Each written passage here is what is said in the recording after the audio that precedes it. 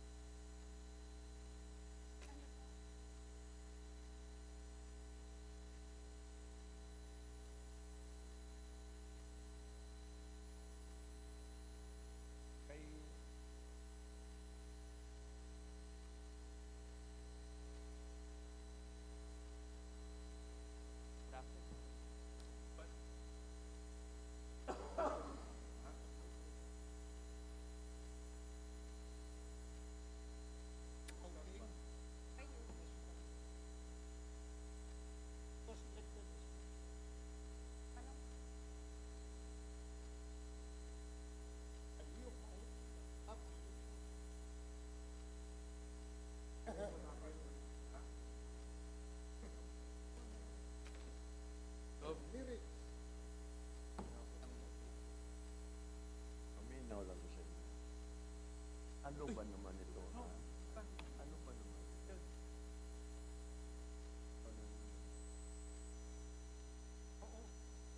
Wala. Ano ba ito tingugo?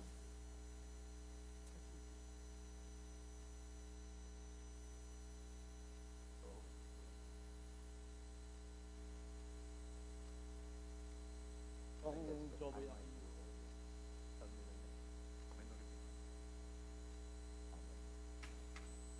Dahan, ganito mo na. Dahan, go to Benny. Present. Present, but they're on the floor.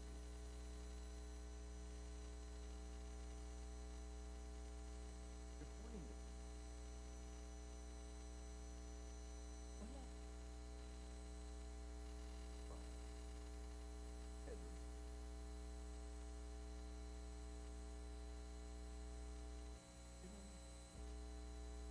Kung Bill, always win. Oo.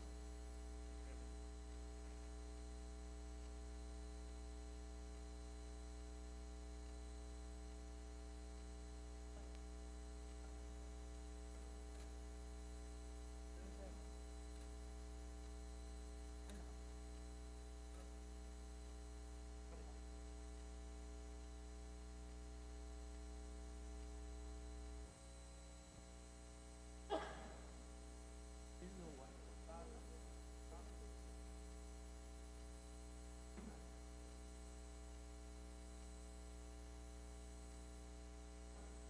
Ay. Ito. Bali-bali. Pwede rin yung dami. Really na, niya kayo inti. Ako sundalo. Ano? Mga Batanggel.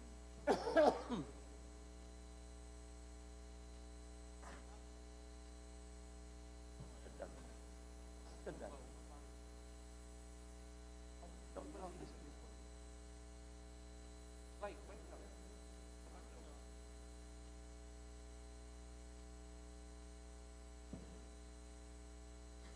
Ay, isa kayo eh.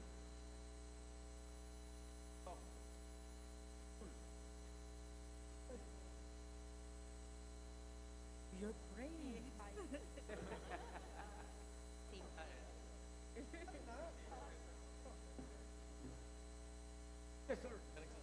Tingnan mo. Kasi tandaan ka.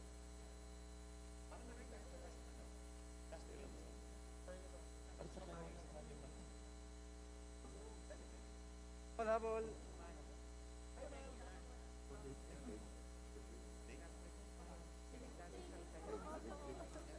for sure.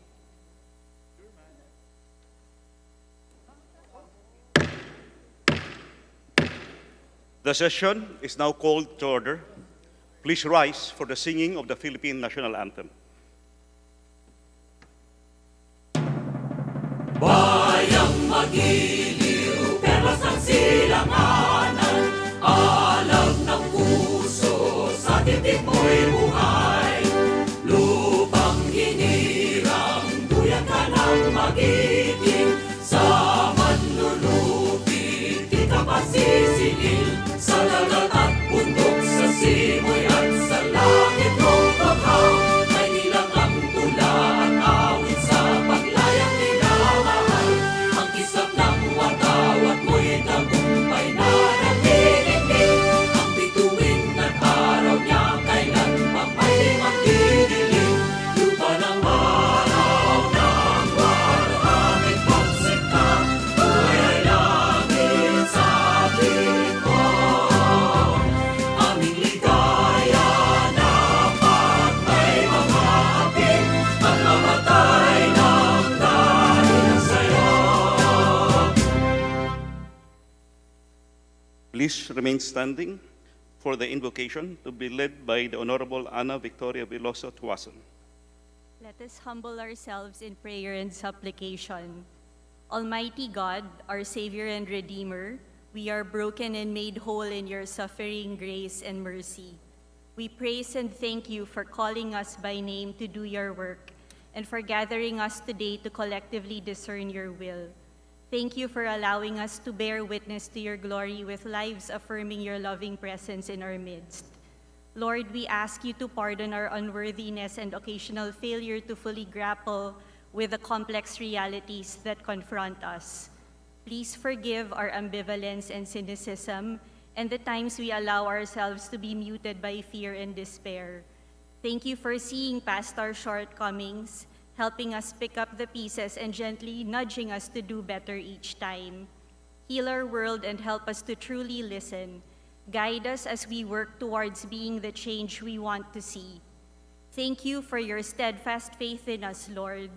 Thank you for the opportunity to be sanctified by our work and for the gifts of hope, courage, teamwork, and grit in wholeheartedly responding to the needs of our constituents and fellow Filipinos, particularly the marginalized and underserved.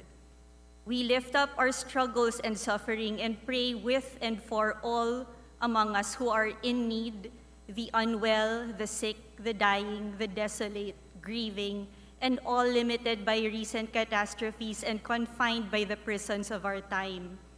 Please continue to bless us with courage and wisdom to put in motion the catalytic work that has to be done for our country and our planet. Help us to craft transformative and impactful legislation as we mobilize resources for our constituents and countrymen who need them most. Help us to do what is right, be a force for good, and create a culture of moral integrity in which people feel safe, seen, heard, and respected.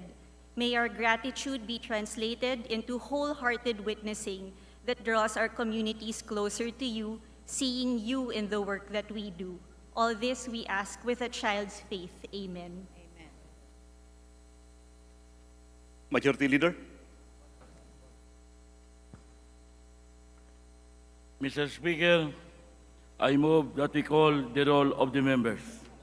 The Secretary General is directed to call the roll of members. Roll call of members. Honorable representatives. Mr. Speaker, Mr. Speaker, I'm here, Mr. Speaker. The Honorable Subiri. I'm sorry. Mr. Speaker, I have been here from the first day that our opened. And every day we used to call the members to attend in our meetings here.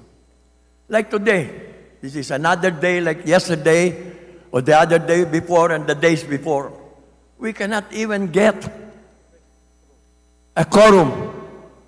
How can we proceed in our discussions without the quorum? It's a shame, Mr. Speaker. A lot of people have been asking me about it.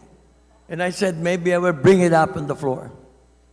All I'm asking and I'm bidding is that let us have a quorum, Mr. Speaker, before we decide anything, so that we can discuss it properly, whatever is going to be discussed. We just cannot stand up, sit down, and then Mr. Josubiri present, Mr. Kaloy present. No, sir, please, please, let's do it right. Let's do it right. Thank you, Mr. Speaker. The Honorable Defensor, Majority Leader. Mr. Speaker, just a point of order. May I request that the Majority Leader proceed with this motion to call the roll of members so that we can determine our quorum for our business today. There is a question raised by the Honorable Subiri, and there is a point of order that is also raised by the Honorable Defensor. So the Chair will not rule, but will request the Majority Leader to proceed and the Secretary General to proceed with the calling of the roll. Roll call of members. Honorable Representatives. Abalos, Abante, Abunda, Acheron, Asidre, Acop, Adjong, Advincula, Agaraw, Alba, Albano, Almario, Almonte, Alonte, Alvarez Jose, Alvarez Mercedes, Alvarez Pantaleon, Amante, Amatong, Angara, Aquino Magsaysay, Arbison, Arenas, Arrogancia, Asistio, Ataide, Aumentado, Balindong, Barba, Barbers, Baronda, Bersaga, Bascug, Bautista, Bautista Lim, Benitez, Bernos, Billones, Biron, Bolilla, Bondok, Mongalon, Bordado, Bosita, Briones, Brosas, Buhain, Bulot Begtang, Bustos, Cabredo, Cagas, Kahayon Uy, Calderon, Calixto, Campos, Kawagdan, Cardema, Cari, Castro Franz, Castro Jane, Celeste, Chan, Chato, Kua, Chungalao, Ko Angelica Natasha, Ko Elizalde, Ko Pilar, Coanco Jaime, Coanco Mark, Colada, Colyantes, Corvera, Cruz Ambrosio, Cruz Ricardo, Kua, Quaresma, Dagoo, Dalipe, Dalog, Dayang Hiram, Daza, De Jesus, De Venecia, Defensor, Del Mar, De Los Santos, De Maporo, Muhammad Khalid, De Maporo City Amin, Dionisio, Domingo, Duavi, Duhali, Duterte, Di Faustino Ino, Di Faustino Michael Carlos, Di Ian Paul, Ecleo, Emano, Enverga, Escudero, Espares, Espina, Estrella, Yudela, Pariñas, Fernandez, Ferrer Antonio, Ferrer Juliet Marie, Flores, Fortes, Frasco, Fresnedi, Fuentebella, Galeos, Garcia Albert, Garcia Dante, Garcia Jose Arturo, Garcia Maria Angelica, Garcia Pablo Jan, Garcia Vincent, Garjola, Garin, Gasataya, Gato, Go Ed Christopher, Go Mark, Goles, Gomez, Gonzaga, Gonzales Aurelio, Gonzales Neptali, Gonzales Sandro, Groseta, Gico, Ginto, Gullas, Gutierrez, Hagidorn, Haresco, Hataman, Hernandez, Herrera, Horibata, Javier, Ko Olga, Ko Ricardo, Ko Wilton, Kong Hun, Labad-Labad, Lacson, Lacson Noel, Lagman, Lagon Daphne, Lagon Sunny, Lara, Lazatin, Lee, Legarda, Libanan, Limcaichong, Loyola, Luistro, Lumayag, Makapagal Arroyo, Maceda, Madrona, Magsino, Malapitan, Mangawang, Manikis, Manuel, Maranyaon, Marcoleta, Marcos, Mariano Hernandez, Mariño, Marquez, Martinez, Matsura, Matibag, Matugas, Mendoza, Mercado, Mercado Revilla, Miguel, Momo, Morden, Nava, Nisay, Noel, Nograles Juan Felipe, Nograles Margarita, Nolasco, Waminal, Olasco, Olivares, Ongchuan, Ordanes, Ortega, Juano Dizon, Pajernos, Paduano, Paglas, Palma, Panaligan, Pancho, Panotes, Pascual, Peña, Pimentel, Plaza, Pleito, Premisias Agabas, Pumaren, Puno, Kimbo, Rama, Recto, Nagansya, Rimulya, Revilla Brian, Revilla Ramon Yolo, Reyes, Rillo, Rivera, Robes, Rodriguez Yolio, Rodriguez Rufus, Roman, Romero, Romualdez, Ferdinand Martin, Romualdez, Yeda Marie, Romualdo, Romulo, Roque, Sakdalan, Sagarbaria, Sakaluran, Salceda, Sali, Salimbangon, Salo, Salvame, Santos, Saulug, Silverio, Singson Richel, Singson Ronald, Singson Mihan, Solon, Suan, Swansing Horacio, Swansing Micaela Angelica, Suarez, Talyado, Tamayo, Tambunting, Tan Joseph, Tan Keith Micah, Tan Reynolds Michael, Tan Shamir, Tan Stephen James, Tan Tambut, Tan Chay, Tan Watco, Triada, Yedoro, Teves Jose, Tiangco, Tieng, Tolentino, Tulfo Jocelyn, Tulfo Ralph Wendell, Tupas, Tutor, T, Umali, Unabia, Ungab, Valeriano, Valmayor, Vargas, Vargas Alfonso, Velasco, Veloso Tuason, Vergara, Versosa, Villa, Villafuerte Luis Raymond, Villafuerte Miguel Luis, Villanueva, Villar, Villaraza Suarez, Villarica, Violago, Yamsuan, Yap Christian Tel, Yap Christopherson, Yap Edvic, Yap Eric, U Divina Grace, U Jaisel Victoria, Yolo, Zamora Maria, Amparo Maria, Zamora Maria Carmen, Zamora Isabel Maria Zubiri.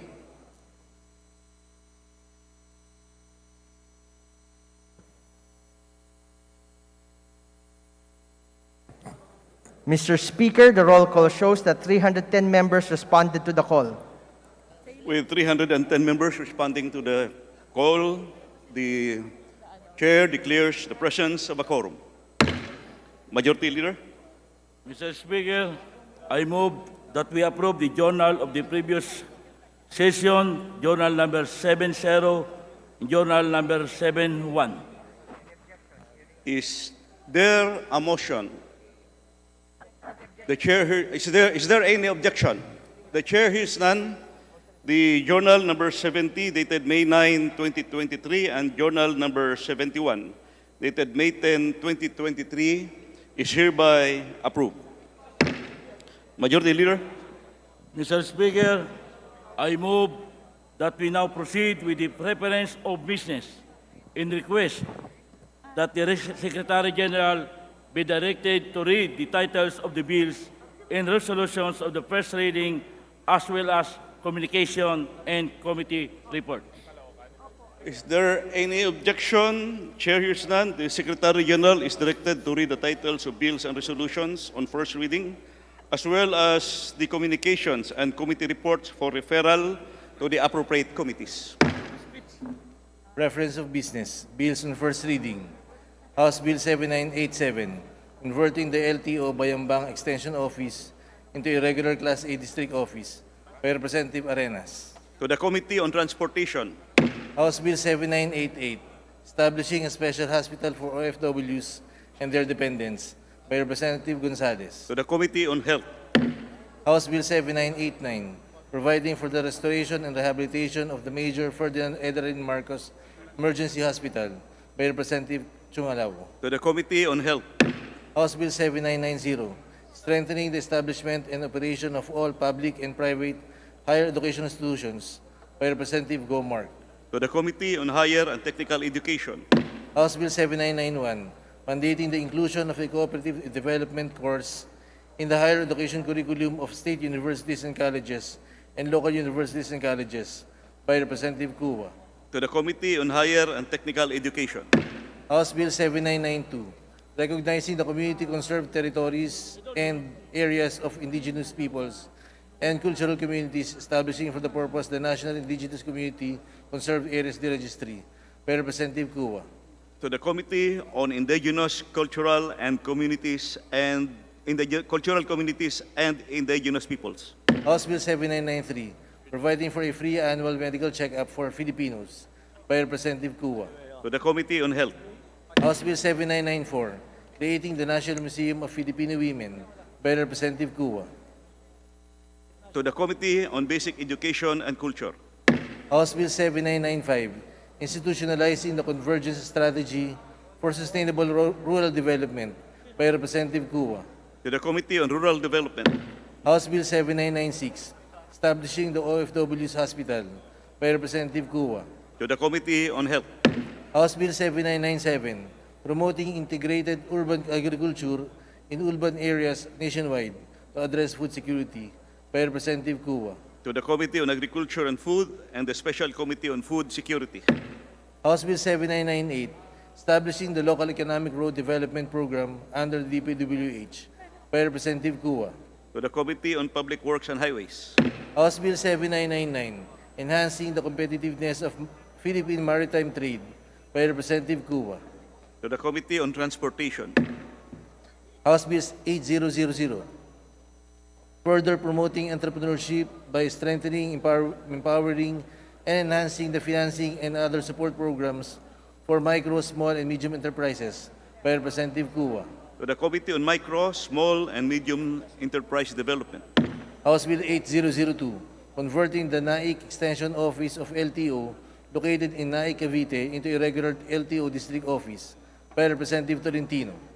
to the Committee on Transportation, House Bill 8005, granting retirement benefits to all barangay officials who rendered a consecutive period of 9 years or 3 terms of public service by Representative Ordanes. to the Committee on Local Government, House Bill 8006, providing death and burial benefits for retired barangay officials by Representative Ordanes. to the Committee on Local Government, House Bill 8007, providing a fuel subsidy for municipal fisheries by Representative Lee.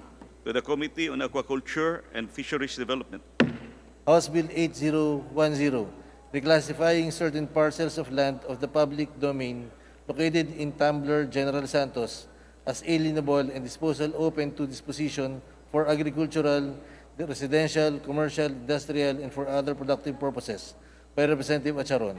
to the Committee on Natural Resources, House Bill 8011, establishing a Center for Autism by Representative Adjong. to the Committee on Health, House Bill numbers 8012 and 8013, converting the extension campuses of Southern Luzon State University in Lucena City and in Chaong, Quezon into regular campuses by Representative Suarez and Villarasa Suarez. to the Committee on Higher and Technical Education, House Bill 8014, establishing the Adapt a School program for state universities and colleges by Representative Suarez and Villarasa Suarez. to the Committee on Higher and Technical Education, House Bill 8015, creating the Innovation Authority of the Philippines by Representative Suarez and Villarasa Suarez. to the Committee on Science and Technology, House Bill 8016, declaring San Fernando Romblon a tourism development area by Representative Madrona. to the Committee on Tourism, House Bill 8017, declaring the Binukot Beach area in Bunsoran, Ferrol, Romblon an ecotourism destination by Representative Madrona. to the Committee on Tourism, House Bill numbers 8018 to 8026, establishing district hospitals in certain municipalities in the provinces of Basilan, Tawi-Tawi, and Sulu by Representative Tantambut.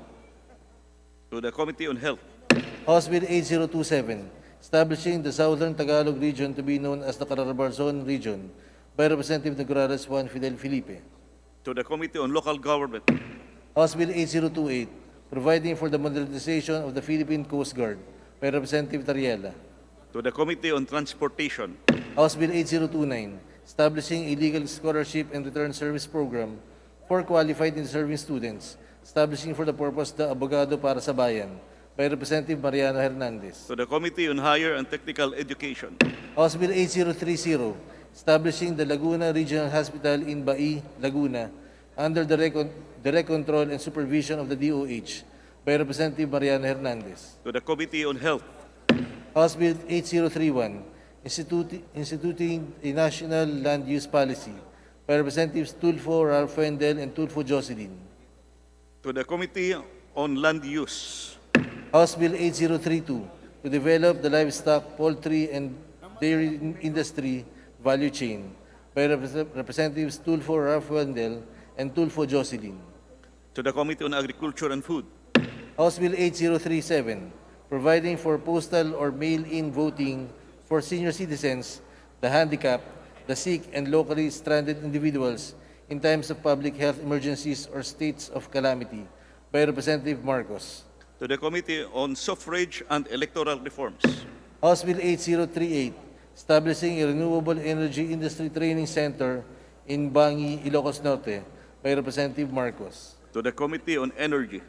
House Bill 8039, establishing green lanes for strategic investments by Representative Alba. To the Committee on Trade and Industry.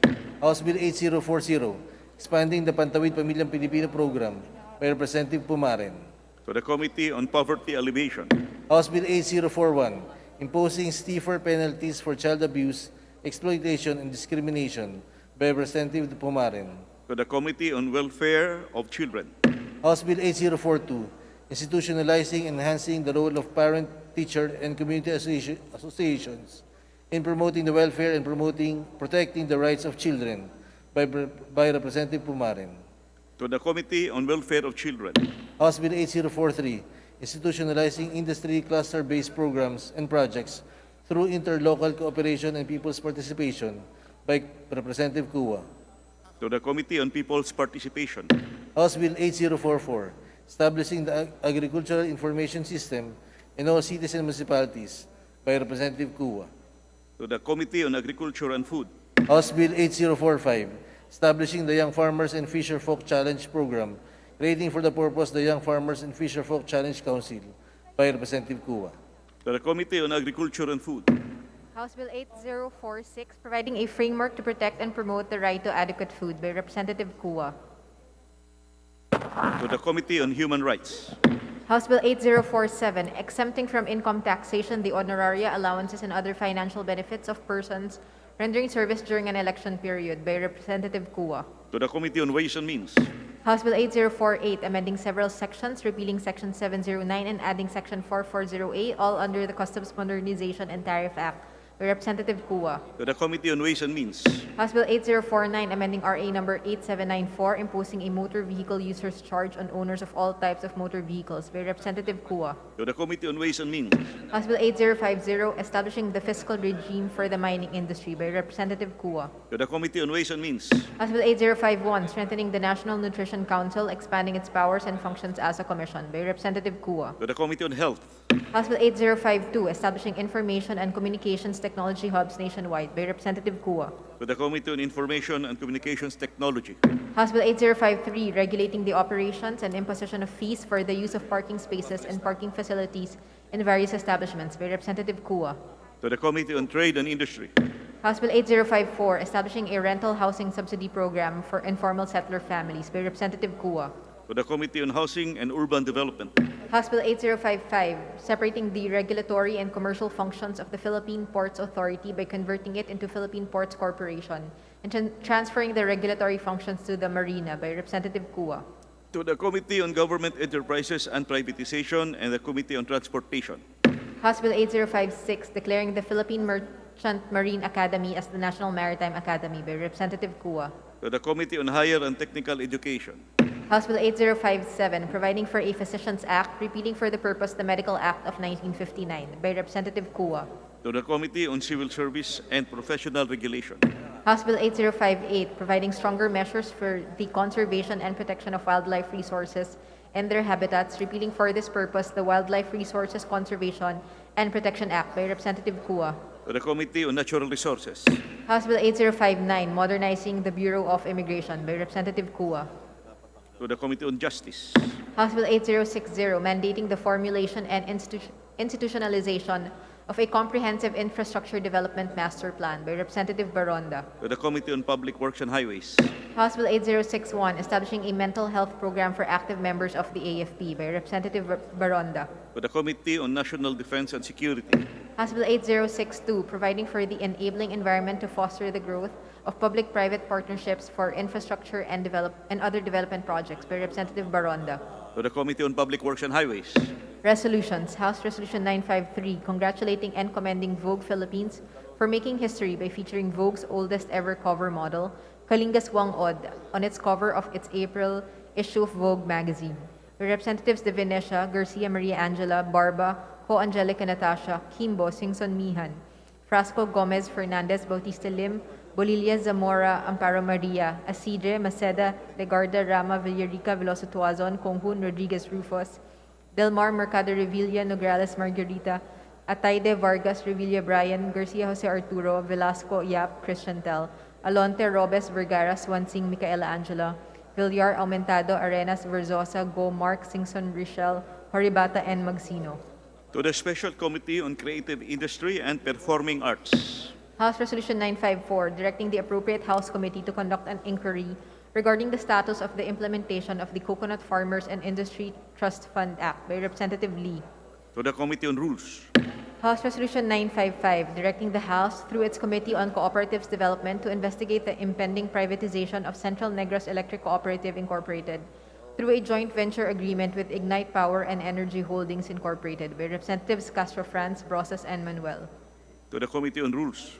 House Resolution 956, urging the Committee on Banks and Financial Intermediaries to investigate the recent incident on 9 May 2023 involving GCash, whereby users experienced temporary downtime of the financial application and unauthorized deductions from their accounts by Representative Lacson.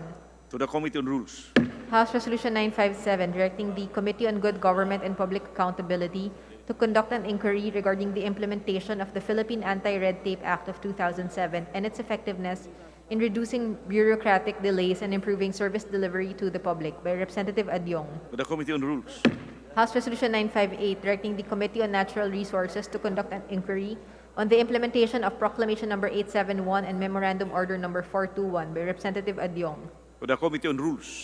House Resolution 959, urging the Committee on Transportation to conduct an inquiry regarding the power outages and overbooking of flights at our international commercial airport facilities by Representative Adyong.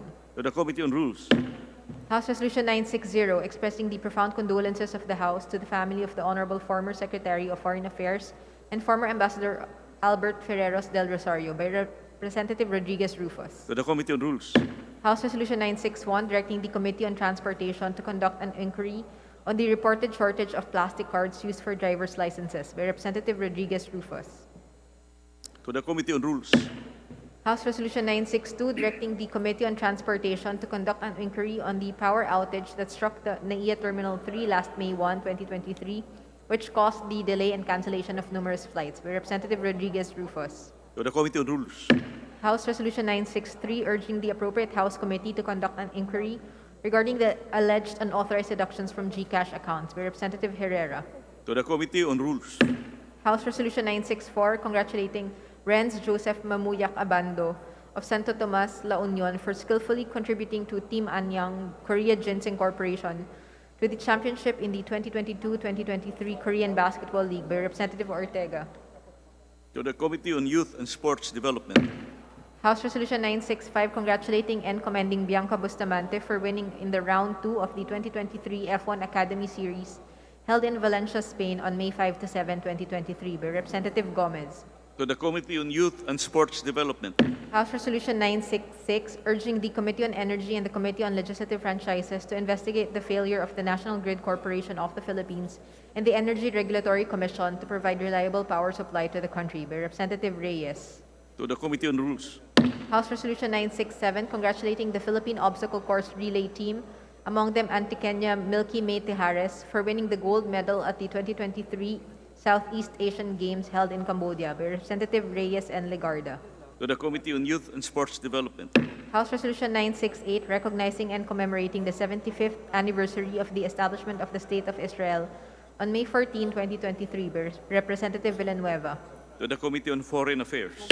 Message from the Senate. Message dated May 8, 2023, informing the House of Representatives that on even date, the Senate passed Senate Bill 1615, in which it requests the concurrence of the House of Representatives.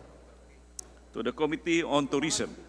Communications. Letters dated January 11 and 30, 2023, February 7 and 10, 2023, and March 9, 2023, of the BAR Commissioner submitting to the House certain financial accountability reports. To the Committee on Appropriations. Letter dated April 17, 2023, of the Bright Star Broadcasting Network Corporation President submitting to the House copies of their 2023 annual report. To the Committee on Legislative Franchises. Letters dated April 18, 19, 25, 26, and 28, 2023, and May 3, 2023, of the BSP Officer in Charge, bank officer and acting bank officer, submitting to the House copies of their report to Congress on public sector foreign borrowings approved by the PSP in the first quarter of 2023 and duly certified copies of several BSP issuances.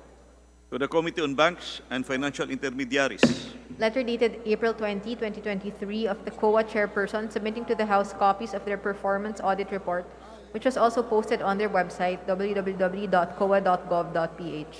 To the Committee on Public Accounts. Letters dated April 18 and 21, 2023 of the COA chairperson submitting to the House copies of their annual report on appropriations, allotments, obligations, and disbursements of national government agencies, including off-budgetary funds for fiscal year 2022, volumes A and B, and the calendar year 2022 report on salaries and allowances received by principal officers and members of the governing boards of government corporations and their subsidiaries, and by secretaries, undersecretaries, assistant secretaries, and other officials of equivalent rank of the national government agencies. To the Committee on Appropriations. Sultan Kudarat State University 2022 Annual Report. To the Committee on Higher and Technical Education. Various reports on fund utilization and status of program project implementation of the Local Government Support Fund submitted by certain cities, municipalities, and provinces as attested by their respective local chief executives. To the Committee on Appropriations.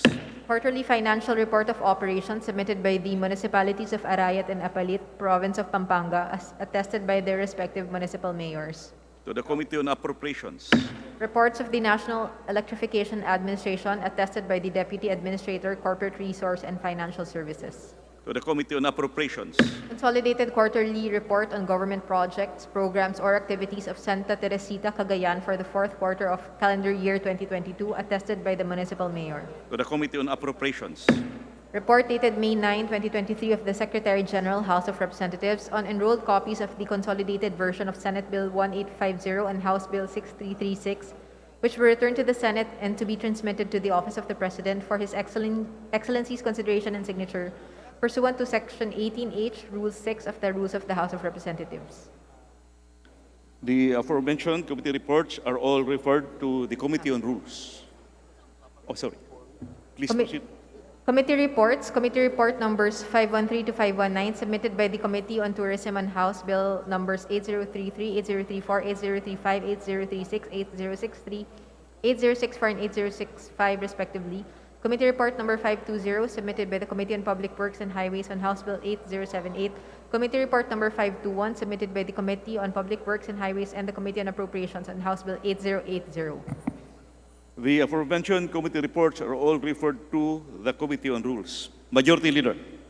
Mr. Speaker, before we proceed, may we request that the following punong barangays from the 2nd District of Caloocan, the guest of Representative Mary Mitch Kahayon Uy, be recognized, namely, Punong Barangay Christopher Ayag, Josefina Reyes, Armin Zabanta, Jerome Soriano, Edgar Fajardo, Joseph Atanasio, Alfred Ang, Mario Cunanan, Boy Zambrano, Edwin Garcia, Armando Avendano, Elsa Tonizol, Kenneth Arguello, Eliezer Delfin, Barry Tutanes, Antonio Duran, Romel Mendoza, Brix Reyes, Rodolfo Garcia, Carmelita Oliva, Rodi Bustamante, and Joven Liena. We would like to acknowledge the presence of our guests, punong barangays from the 2nd District of Caloocan, the guest of the lady representative from the 2nd District of Caloocan, Representative Mary Mitzi Kahayon Uy. Welcome to the House of Representatives. Majority Leader. Likewise, Mr. Speaker, we would like to request the guest of Assistant Majority Leader Richard Gomez, the 4th District of Leyte, be recognized. They are the local officials from Palumpon, Leyte, namely Arevalo Myra Georgina, Arevalo Ian J., Arevalo Irving Joseph, Arevalo Stella Marie, Roble Irwin Weng, Roble Sherilyn, and Pilapil John Kevin. We would like to welcome the guests of the Honorable Assistant Majority Leader Richard Gomez from the 4th District of Leyte, Mayong pag-abot dinhi sa Ubos Balay Balaoranan. Welcome to the House of Representatives. Majority Leader. Mr. Speaker, we would like to request that the following guests from the municipality of Tingloy, Batangas, the guest of Representative Attorney Jervil Jinky Betrix Luistro, to be recognized, namely PSDS Braulio B. Napeñas of Tingloy, Batangas, Principal 2 Ramona Garcia of Papaya National High School, OIC Juvian B. Gabrieles of Tingloy Senior High School, Principal 1 Marife M. Abo of Papaya Elementary School, Head Teacher 1 Cheryl B. Jugueta of Banalo Elementary School, Head Teacher 3 Mary Ann B. Luzon of Pisa Elementary School, Head Teacher 3 Ana Marie R. Casa of Maricaban Elementary School, Head Teacher 3 Lizelle B. Castillo of Makawayan Elementary School, Head Teacher 2 Juana C. Bacatin of Bago Primary School, Principal 2 Jean B. Evangelista of Tingloy Elementary School, OIC Nicasha Jean A. Gomez of Tingloy National School, Head Teacher 1 Hilaria Wilma A. Marasigan of San Pedro Elementary School, Head Teacher 3 Elsa E. Di Guzman of Talahib Elementary School, Head Teacher 1 Narcita E. Casa of San Jose Primary School, OIC Donna D. Luwalhati of Santo Tomas Elementary School, Head Teacher 3 Jessie O. Magsino of Corona Elementary School, Head Teacher 3 Felicita M. Datinggaling of San Juan Elementary School, and Head Teacher 3 Jerry G. Karingal of Gamao Elementary School. We would like to acknowledge the guests of the Honorable Gervil Jinky Betrix Luistro from the 2nd District of Batangas, the guests mostly from the aforementioned schools from the municipality of Tingloy, Batangas. Welcome to the House of Representatives. Majority Leader. Mr. Speaker, we'd like to request that the guests from the municipality of Paracale, Camarines Norte, the guest of Representative Josefina B. Talyado be recognized, namely the Honorable Lomar A. Adono, Neri Jan E. Andaya, Ricardo C. Balasta Jr., Alan B. Borbe, Robert M. Infante, Don Huego, Alma O. Ramos, Eman Saino, Rufino Tagala, Rodel Omeres, Alex Pioquinto, Chofilo Innova, Neil Butch Pioquinto, and Ariel D. Salen. We acknowledge the guests of the Honorable Josefina Talyado from the 1st District of Camarines Norte, the guests from the municipality of Paracale, Camarines Norte. Welcome to the House of Representatives. Majority Leader. Mr. Speaker, today being a Monday, in pursuant to our House rules, I move that we open the privilege hour. Is there any objection? Chair is none. The Chair declares a privilege hour. Mr. Speaker, at this juncture, Mr. Speaker, I move that we recognize the Honorable Representative Marisa Del Mar Magsino of OFW Party List to avail of the privilege hour, Mr. Speaker. The lady representative from the party list OFW, Representative Marisa Del Mar Magsino, is recognized for her privilege, to avail of the privilege hour. Thank you so much, Mr. Speaker. My fellow colleagues, good afternoon. To our distinguished guest, good afternoon. Sa lahat ng ating mga OFWs worldwide and overseas Filipinos, Madam President Gloria Macapagal Arroyo, to our beloved Speaker, Ferdinand Martin Romualdez, magandang hapon po sa inyong lahat.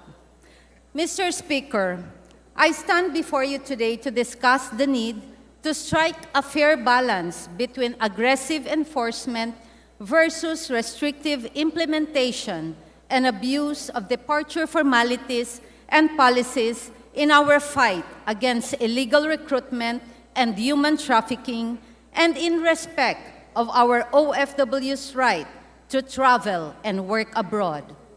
Mr. Speaker, illegal recruitment and human trafficking have always been the scourge and bane of our overseas Filipino workers, and the ugly heads of these twin menaces tormenting our OFWs have again reared, as recent incidents show.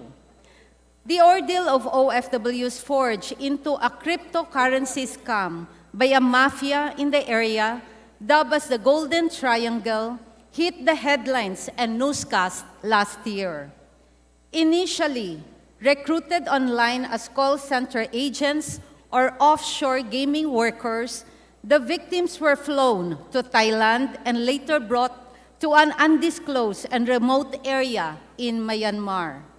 There, they found themselves compelled against their will to scam affluent clients through various messaging apps to engage in fraudulent investments. During the policy dialogue organized by the OFW Party List last February, 3 victims of illegal recruitment who we helped repatriate from Laos and Myanmar attended to narrate their harrowing experience. The victims narrated they were approached by recruiters online. They traveled to Laos and Myanmar through Thailand and were then forced to work as scammers by the syndicate running the area, luring potential victims into cryptocurrency. 2 of the victims were physically mauled by 5 men when they expressed their desire to go home. At the time of the physical assault, one of the victims was pregnant. The victims were also electrocuted and starved when they were unable to meet their quota. Mr. Speaker, these unscrupulous human traffickers and illegal recruiters continue to prey on our hapless countrymen who are merely seeking decent employment by sending them to work abroad without proper documentation and protection from the government for their own selfish monetary gains. It is a daring challenge for the government to respond. But what compounds the problem is the unholy connivance of some unscrupulous immigration personnel with illegal recruiters and traffickers, a group that the OFW Party List helped repatriate narrated that they got through immigration easily by paying the personnel of up to 20,000 pesos. Last April 14, 2 female who claimed that they were Muslim pilgrims planning to participate in the Umrah in Saudi Arabia were intercepted while attempting to depart on a flight to Dubai. They later admitted that their documents were fabricated and were instructed by the recruiter whom they met online to pose as Muslims with the help of the immigration personnel escorting them to be able to leave the country. What is the mandate and duty of the Bureau of Immigration? Mr. Speaker, the mandate of the Bureau of Immigration is to enforce and administer alien admission and registration, as well as immigration and citizenship laws. Its mission is to secure the national borders through automated and streamlined immigration system administered by a border control organization exercising a culture of excellence and accountability. One of its specific functions is to monitor the entry and exit of Filipino citizens, including OFWs and Filipino immigrants, in compliance with the Philippine laws and other legal procedures. The Bureau also plays an important role in the enforcement of Republic Act Number 9208 as amended, or the Anti-Trafficking in Persons Act, being part of the Interagency Council Against Trafficking, or IACAT, created under the said law, as well as the provisions on illegal recruitment of Republic Act Number 8042 as amended, or the Migrant Workers Act, and other applicable special laws. what are the guidelines on departure formalities for international bound passengers? Mr. Speaker, the Bureau of Immigration, in the discharge of its mandate, is empowered through issuances of the Department of Justice to administer and implement policy guidelines, procedures, and requirements in line with its duty to supervise and control the departure and arrival of passengers, including our OFWs and migrant Filipinos at the ports of entry or exit. In point, Memorandum Circular Number 036, issued by the Department of Justice in 2015, refers to the Interagency Council Against Trafficking, or IACAT, revised guidelines on departure formalities for international bound passengers. Under the guidelines, Mr. Speaker, an OFW intending to depart from the country shall undergo a primary inspection where she is required to present the following documents for inspection: A, valid passport; a valid visa in accordance with country-specific advisory from the POEA, now the Department of Migrant Workers; airline or seacraft travel tickets; an overseas employment certificate or OEC duly issued by the DMW. When an OFW is identified by an immigration officer to have doubtful purpose of travel, or the documents submitted are suspected to be fraudulent, tampered, or falsified, the person is reckoned as a potential traffic person. The OFW shall be recommended for deferred departure and shall be turned over to the Travel Control and Enforcement Unit for secondary inspection. In the secondary inspection, clarificatory questions may be propounded by the immigration officer in relation to the purpose of travel and travel documents presented. Mr. Speaker, specifically, the secondary inspection shall focus on the person's age, educational attainment, financial capability to travel in accordance with the purpose of travel as declared by the passenger, travel history, and the country of destination. The secondary inspection shall not exceed 10 minutes unless extraordinary circumstances require a longer period of inspection.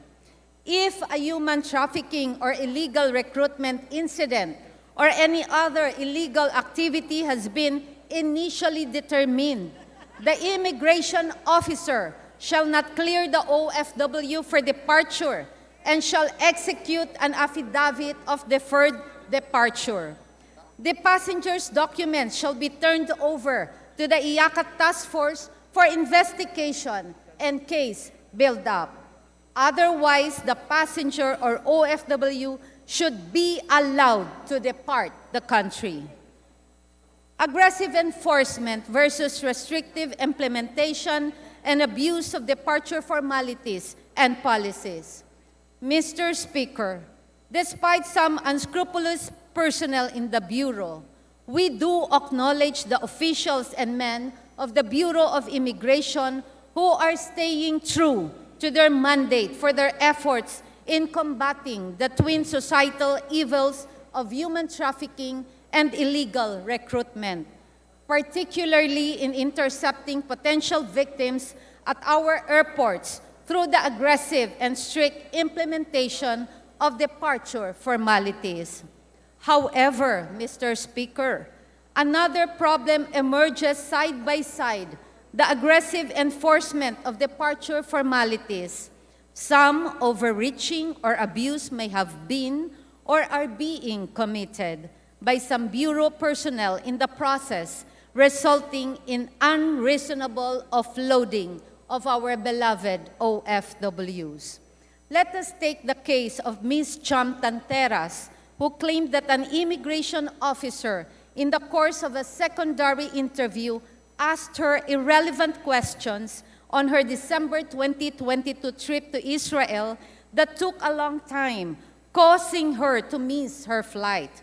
Even Bureau of Immigration spokesperson admitted in a CNN Philippines interview that the questions the officers asked were not normal, such as asking for a yearbook and a graduation photo, and on the marital status of the passengers' parents, which are immaterial considering that Ms. Tanteras is not a minor.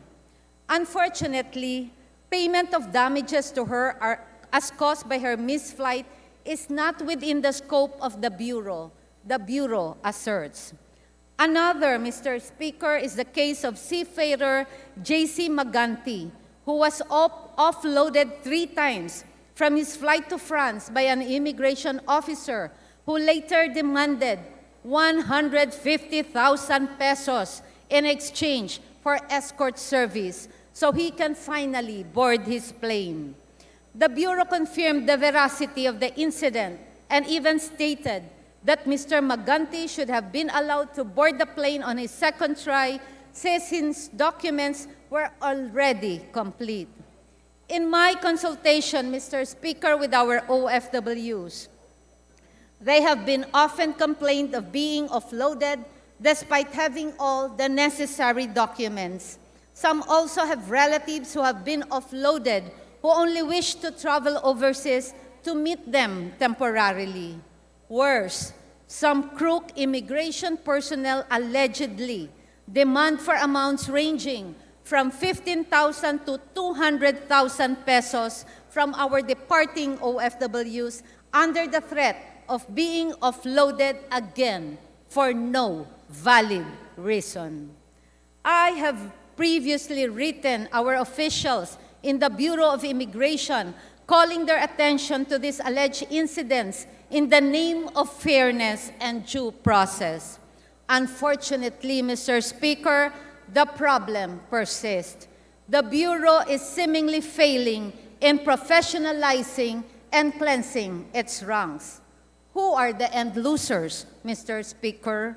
Mr. Tanteras does express, I know that it is part of their protocols and it is their way of protecting me against human trafficking and scams. But to what extent? To our expense. Offloading at the immigration makes OFWs spend more, especially if they have to rebook their tickets and other reservations made, or book a new flight and reservations altogether, Mr. Speaker. On a broader perspective, the frequent offloading at the country's airports of our beloved OFWs suspected of being undocumented recruits or trafficking victims is turning off foreign employers to the point that they have stopped hiring Filipinos and have turned to other countries for their labor needs, thus affecting our economy through lost potential employment and remittances.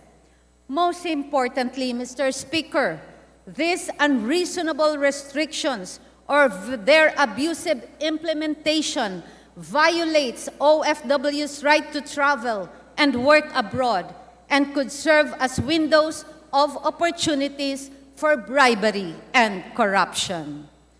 After Ms. Tanteras' case went viral on social media, the Bureau of Immigration issued a public apology, but emphasized that the issues of human trafficking and illegal recruitment are real and are happening every day.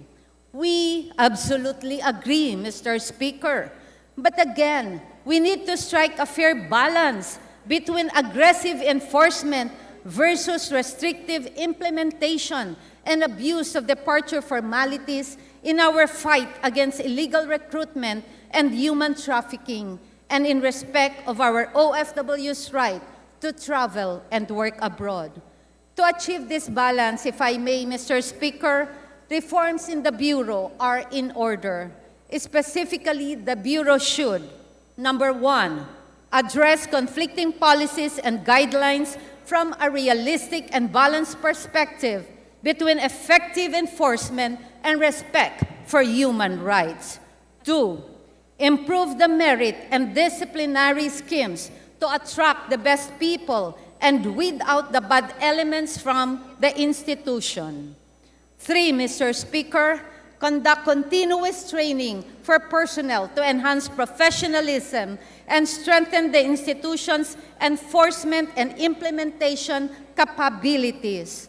Fourth, finalize the revision of guidelines on departure formalities for international bound Filipino passengers with thorough consultation with overseas Filipino workers. For our part, Mr. Speaker, I enjoin our colleagues to support the passage of a new Philippine immigration law.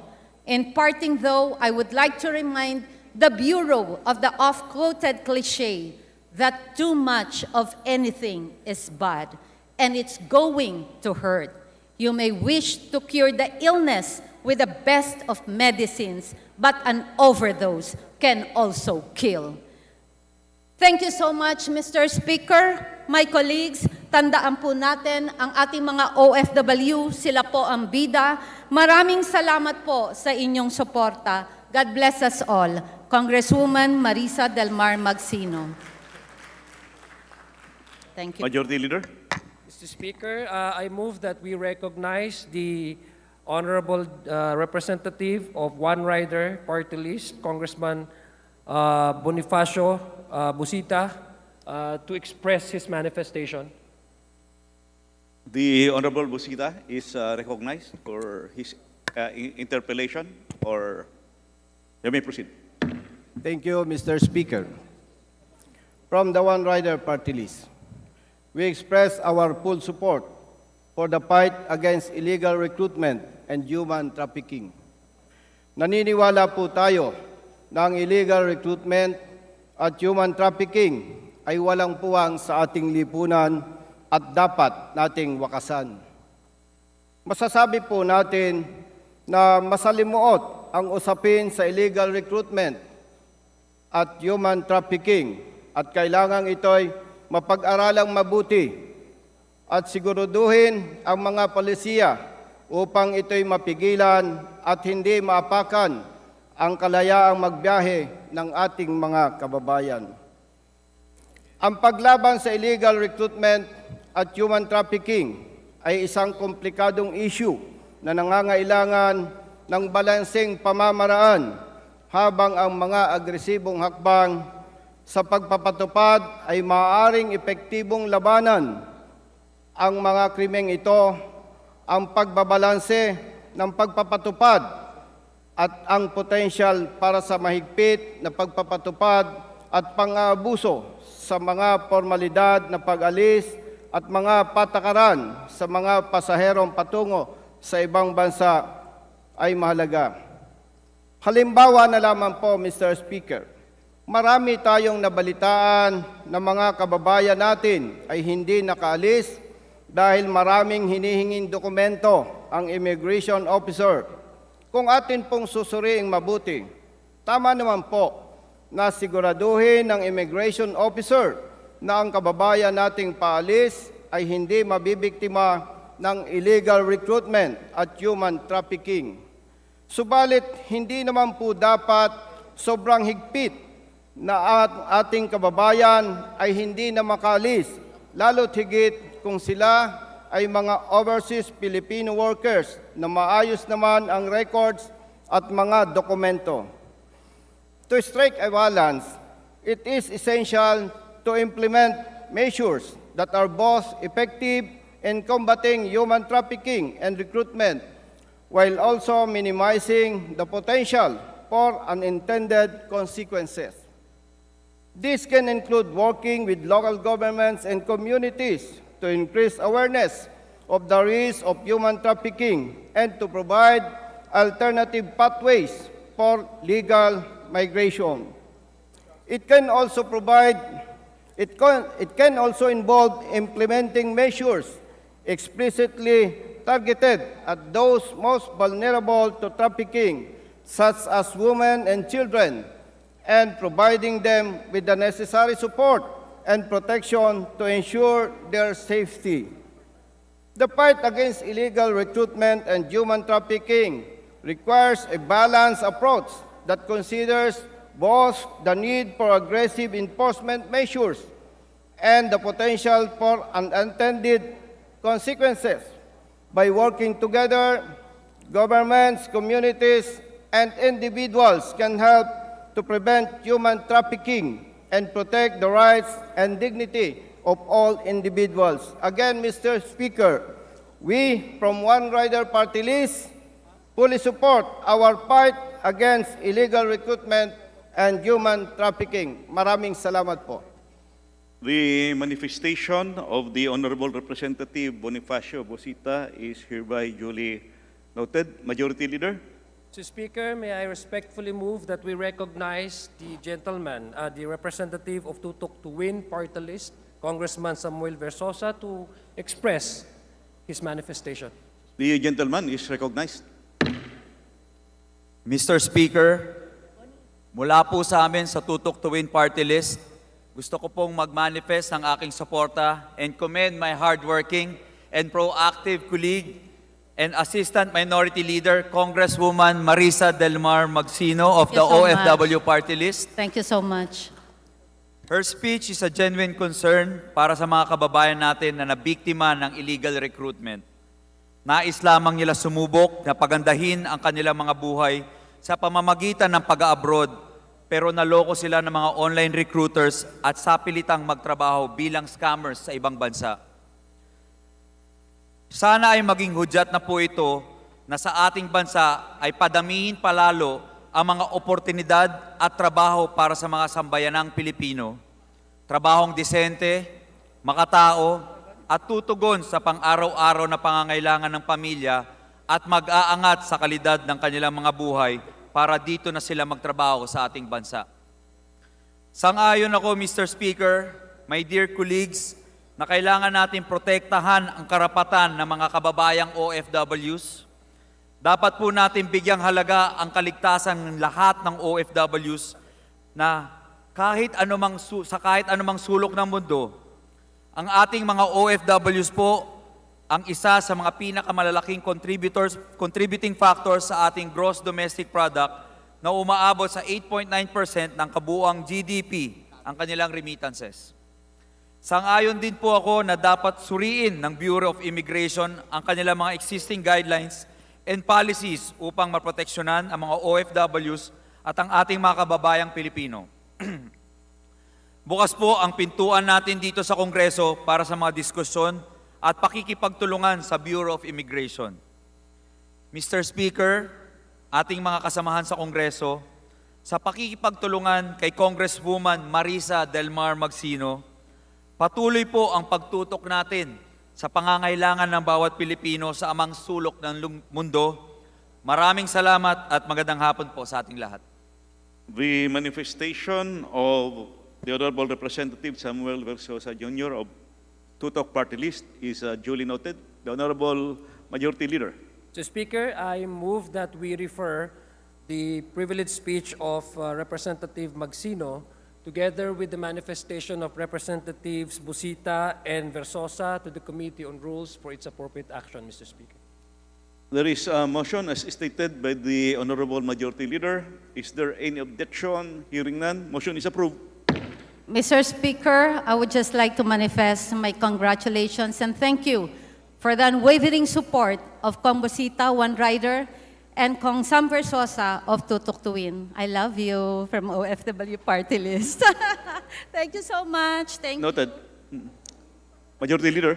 Mr. Speaker, may we request that the guest from the Cebu City local government, the guest of the Honorable Eduardo E. Rama Jr., from the 2nd District of City of Cebu be recognized, namely Dr. Esther Concha, Ms. Diwa Cuevas, Dr. Olani Marie Bongato, Mr. Clay Manyanita, Mr. Noel Artes, and Ms. Sarita Artes. We recognize the guests of the Honorable Eduardo Rama Jr. from the 2nd District of Cebu. Mayong pag-abot dinhi sa Ubos Balay Balaoranan. Welcome to the House of Representatives. Majority Leader. Mr. Speaker, at this point, I respectfully move that we recognize the lady from the 2nd District of Batangas, Representative Jervil Jinky Beatrix Luistro, to avail of the privilege hour, Mr. Speaker. The lady from the 2nd District of Batangas, the Honorable Representative Gerville Jinky Loistro, is hereby recognized to avail of the privilege hour. Thank you, Mr. Speaker.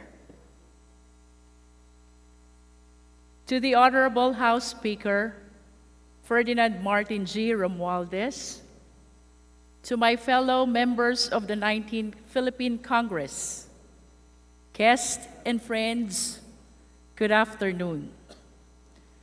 I rise on a matter of personal and collective privilege. As true as it is, we were once incapable and powerless. We were once unimaginative of how the world revolves. We were once clueless of how the state and its citizens operate. We were just believers of truth, order, and justice. But now, we have been taught, trained, and equipped to be its enablers. We now exist as the very pillars that define how matters affecting domestic and global affairs should revolve and be dealt with. Our gradual understanding of a true democracy enabled our inadequacy to be filled with wisdom, knowledge, and experience. We now constitute that arm of the government that reflects the sentiment and admiration of our people amidst complexity and diversity. All of which the changes that formed us through time are fruits of learning, reflective of the unimpregnable power of curiosity, education, and mentorship. The importance of having our carefully crafted educational system in place, and the crucial role of our teachers, lecturers, professors, and mentors in rearing future movers, innovators, and leaders are boundless, even beyond. Thanks to them, the power of changing lives now sits upon us. From toddlers, we now participate as adult legislators, public servants of a sovereign country. With this, Mr. Speaker, I wish to respectfully and humbly recognize the faces of the academe in Tingloy, Batangas, who are likewise responsible in achieving greater heights and insurmountable lengths for our constituents. Once again, Mr. Speaker, I wish to acknowledge the presence in the plenary of Public School District Supervisor Dr. Braulio B. Napeñas of DepEd Tingloy District, and with us also are the school principals. Principal 2, Ramona N. Garcia of Papaya National High School. OIC, Juvian P. Gabrieles of Tingloy Senior High School. Principal 1, Marife M. Albo of Papaya Elementary School.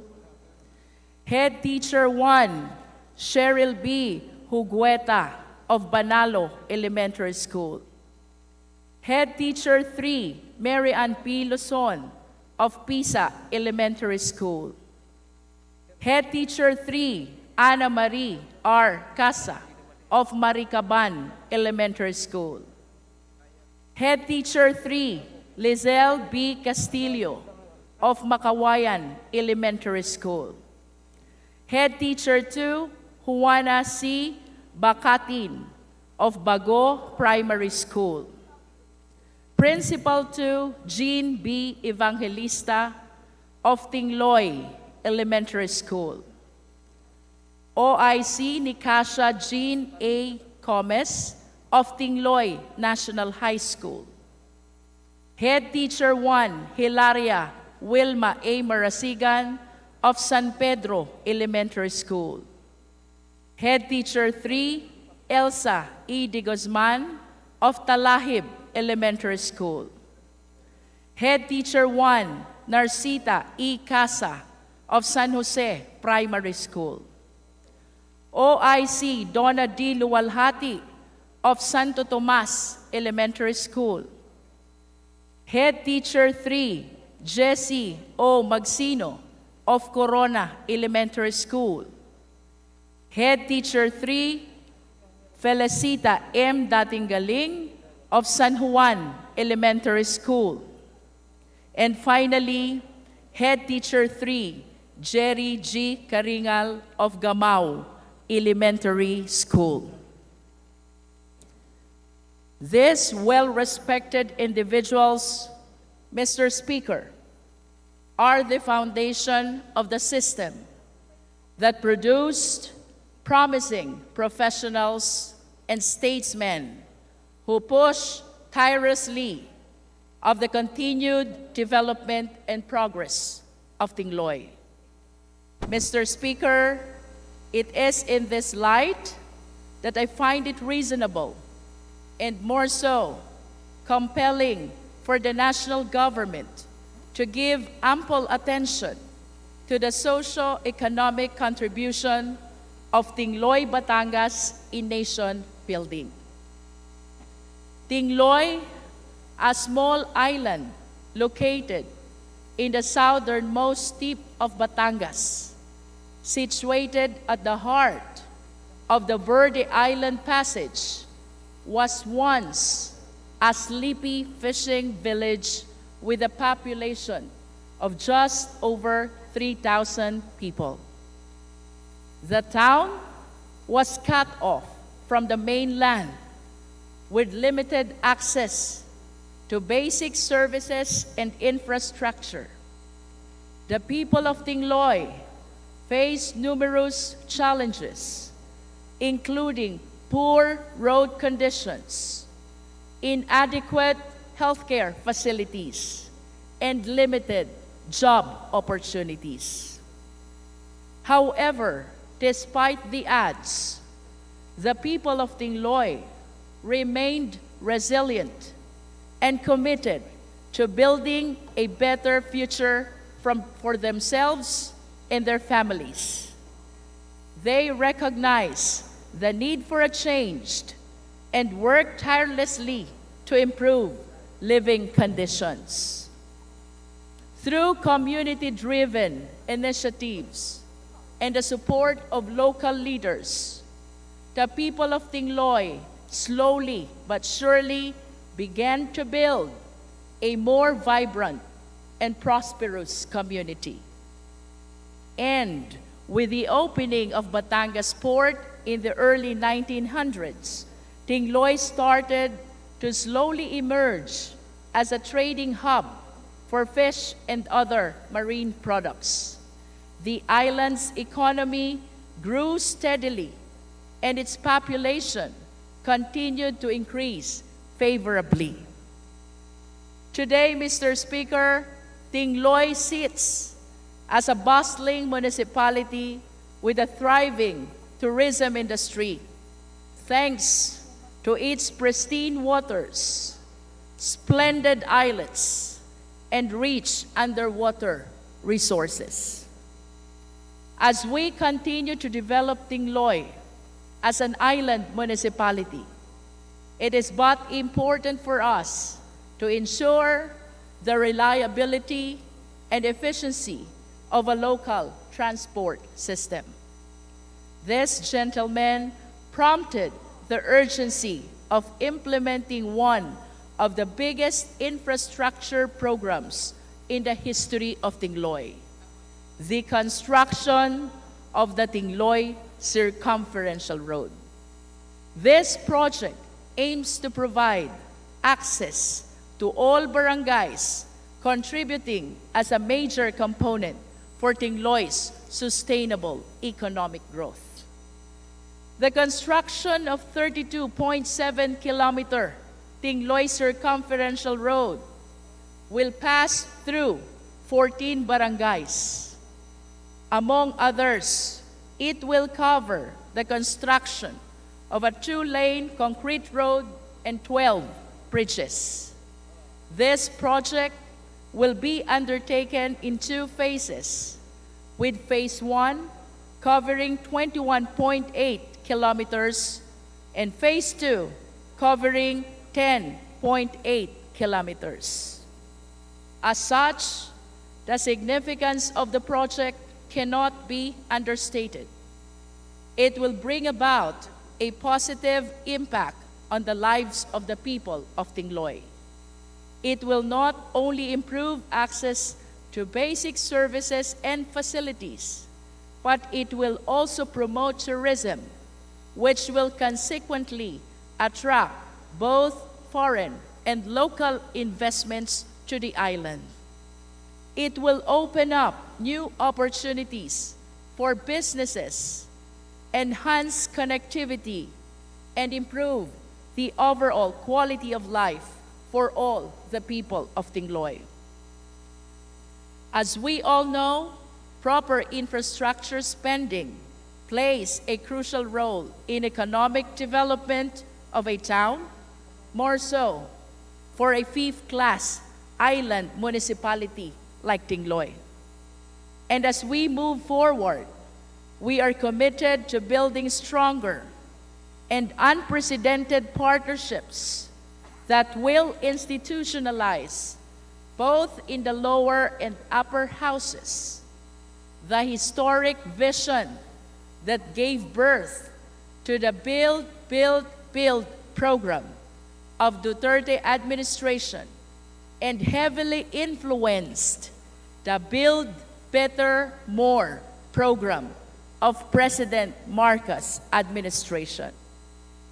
To this end, it is such a great honor to stand before you today and to have been given a chance to articulate a message that may bring a greater value to the notion and underlying interdependence of an effective education system, good governance, and propriety in public infrastructure spending. To our teachers and educators, thank you for your service. May you continue pushing and defying limits for the benefit of the nation. To my colleagues and fellow representatives in the 19th Philippine Congress, I wish to plead for your unwavering support in the full realization of the Tingloy Circumferential Road project in Tingloy, Batangas. As it sits at the heart of the Verde Island Passage, which is internationally regarded to as the center of marine biodiversity of the world, I am beyond confident that through our shared efforts, we will be able to cultivate an untapped tourism potential that will mesmerize the world, leaving the rest of the globe in awe and admiration.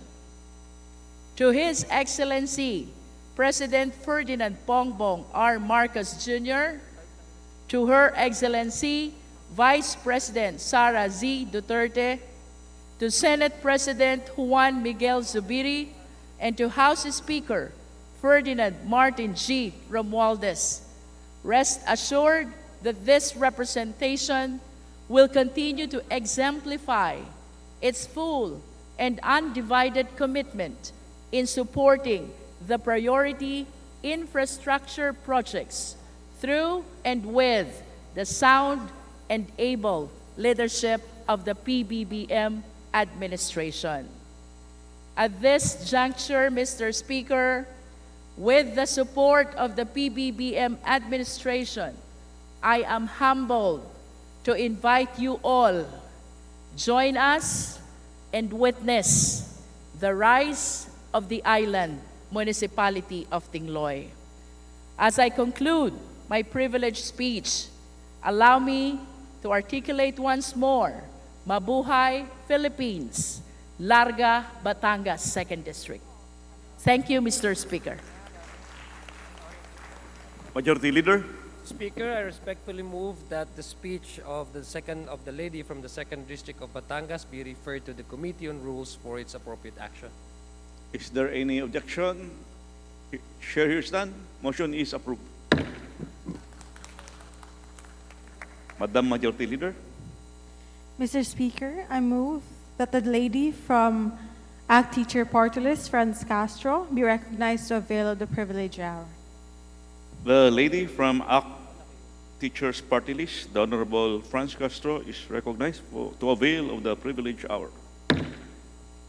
Maraming salamat, Ginoong Speaker, at sa ating majority floor leader. Magandang araw, Ginoong Speaker, sa mga kapwa ko kinatawan at sa ating mga kababayan. Sa darating na ika-16 ng Mayo, ay ginugunita natin ang nangyaring unang pandaigdigang komperensya ng Education Support Personnel. Noong May 16, 2018, sa Brussels, Belgium, na pinangunahan ng Education International, a global union federation representing organization of teachers and other education employees. Kinilala ang ika-16 ng Mayo bilang World Education Support Personnel Day, kung saan binibigyan natin ng halaga ang mga sakripisyo at tulong ng ating mga ESP. Ito yung tulad ng mga teaching assistant, registrars at clerks, school doctors, nurses, psychologists, guidance counselors, librarians, janitors, security guards, at lahat ng profesional na nasa administrative, technical at general staff working in the education sector. Madalas, ang ating mga ESP o yung mga tinatawag nating mas kilala sila sa tawag na non-teaching personnel ay hindi pinapahalagahan o kaya ay hindi napapansin. Mas marami sa kanila ang na-exploit at kalunos-lunos ang kondisyon sa paggawa. Maliban sa mababang pasahod at kakulangan ng benepisyo, biktima rin sila ng kontraktualisasyon, right sizing or rationalization plan dahil mas sila ang unang inaalis upang makatipid ang gobyerno, ngunit nasasangkalan naman ang kanilang mga importanteng ambag para sa ikabubuti ng ating mga guro. Dahil sa kakulangan ng education support personnel, ay napipilitan ang mga guro na humawak ng mga non-teaching tasks na dagdag pa sa kanilang tungkulin sa pagtuturo upang mapunan ang naiwang gawain ng ating mga education support personnel. Dahil dito, kaya mas nagiging overwork ang mga guro at nakokompromiso na ang kalidad ng edukasyon. Bilang kinatawan ng mga guro at ng buong sektor ng edukasyon, kasama po ang ating mga education support personnel sa panawagan ng nakabubuhay at pagtaas ng sahod dahil ang pinakamababang salary grade 1 ay hindi na kayang umagapay sa mataas na presyo ng bilihin at bumubulusok na inflasyon. Mababang-mababa ang kanilang sahod batay sa itinakda ng family living wage. Mr. Speaker, ang salary grade 1 po ngayon ay tumatanggap ng gross salary, monthly salary ng 13,000. At sa pagtansya po natin mula salary grade 1 hanggang salary grade 14, hindi po ito tumatanggap ng tinatawag nating family living wage. Kasama po ang ating mga ESP na nakakuha ng ating mga inilalaban tulad ng mas mataas na uniform or clothing allowance, tax exemption para sa 13-month pay at iba pang mga bonuses pagdadagdag ng plantilla positions at paghihikayat sa DepEd na punan ang mga unfilled positions, lalong-lalo na para sa mga education support personnel. Ginoong Speaker, napapanahon na po na ating kilalanin at bigyang importansya ang mga sakripisyo ng ating mga education support personnel upang mas mapaganda pa ang kalidad ng edukasyon at matulungan pa ang mga guro na mabawasan ang kanilang paghihirap dahil sa dami ng mga pinagagawa ng DepEd. Bigyang halaga natin ang kanilang dedikasyon para maserbisyuhan at mapaunlad ang bawat mag-aaral, guro, komunidad at iba pang mga education stakeholders. Inaprubahan na po natin ang ESP Day bilang bill noong September 26, 2022, kung kaya't nananawagan po ako sa Senado na agad na rin itong ipasa upang maging opisyal na World Education Support Personnel Day kada ika-16 ng Mayo. Mabuhay ang ating mga education support personnel. Maraming salamat, Ginoong Speaker. Majority Leader. Mr. Speaker, I move that we refer the speech of Honorable Franz Castro to the Committee of Rules for its appropriate action. Is there any objection? Hearing none, motion is approved. Majority Leader. Mr. Speaker, I now move that the gentleman from Kabataan Party List, Honorable Raul Manuel, be recognized to avail of the privilege hour. The gentleman from Kabataan Party List, the Honorable Raul Daniel Manuel, is recognized to avail of the privilege hour. Thank you, Mr. Speaker. Distinguished colleagues, I rise today on a matter of personal and collective privilege to address, with great concern, the deeply distressing situation in Myanmar. On November 8, 2020, Myanmar conducted a multi-party democratic general election, which is a significant milestone for the nation. However, Min Aung Hlaing, the Commander-in-Chief of the Armed Forces, in a flagrant violation of the law, ordered the military to seize control of the state just hours before the newly elected parliament was scheduled to convene on February 1, 2021. This resulted in the arbitrary and illegal detention of President U Win Mint, State Councilor Do Aung San Suu Kyi, and other civilian leaders from the government and the parliament. Numerous political figures, prominent activists, writers, and monks were also arbitrarily detained. These individuals were accused of baseless charges and subsequently handed lengthy prison sentences.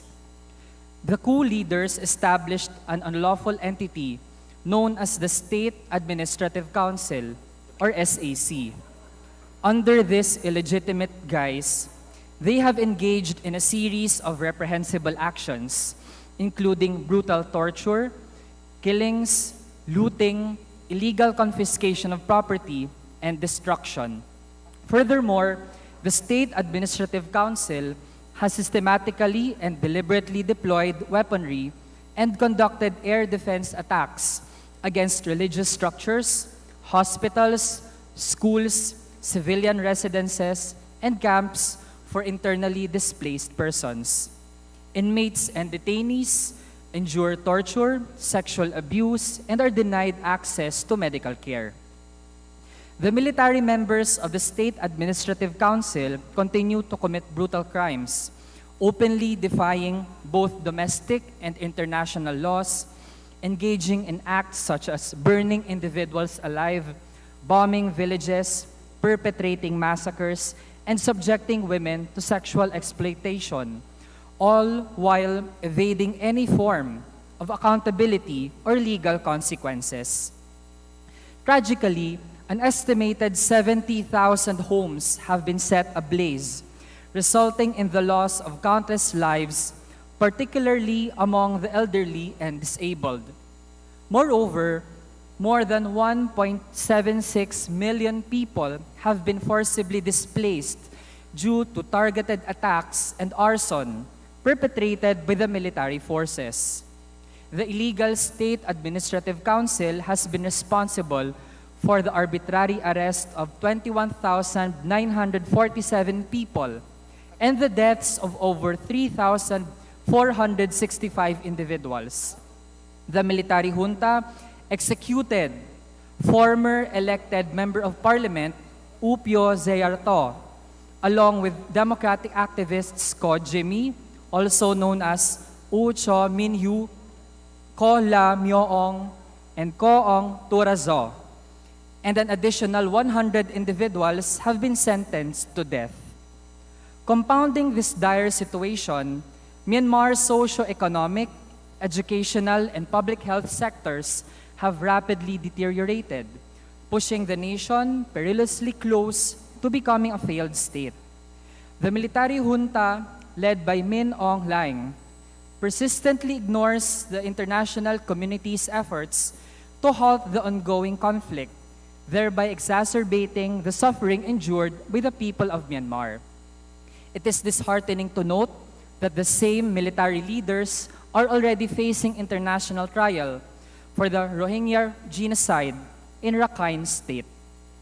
The ASEAN Parliamentarians for Human Rights, along with like-minded lawmakers in other regions, launched the International Parliamentary Inquiry into the situation in fellow ASEAN member Myanmar and into the global response to such situation. Recognizing the severity of this, the United Nations Security Council passed Resolution 2669, Series of 2022, which includes the demand to immediately release all arbitrarily detained prisoners, and applied economic and diplomatic pressure on the State Administrative Council.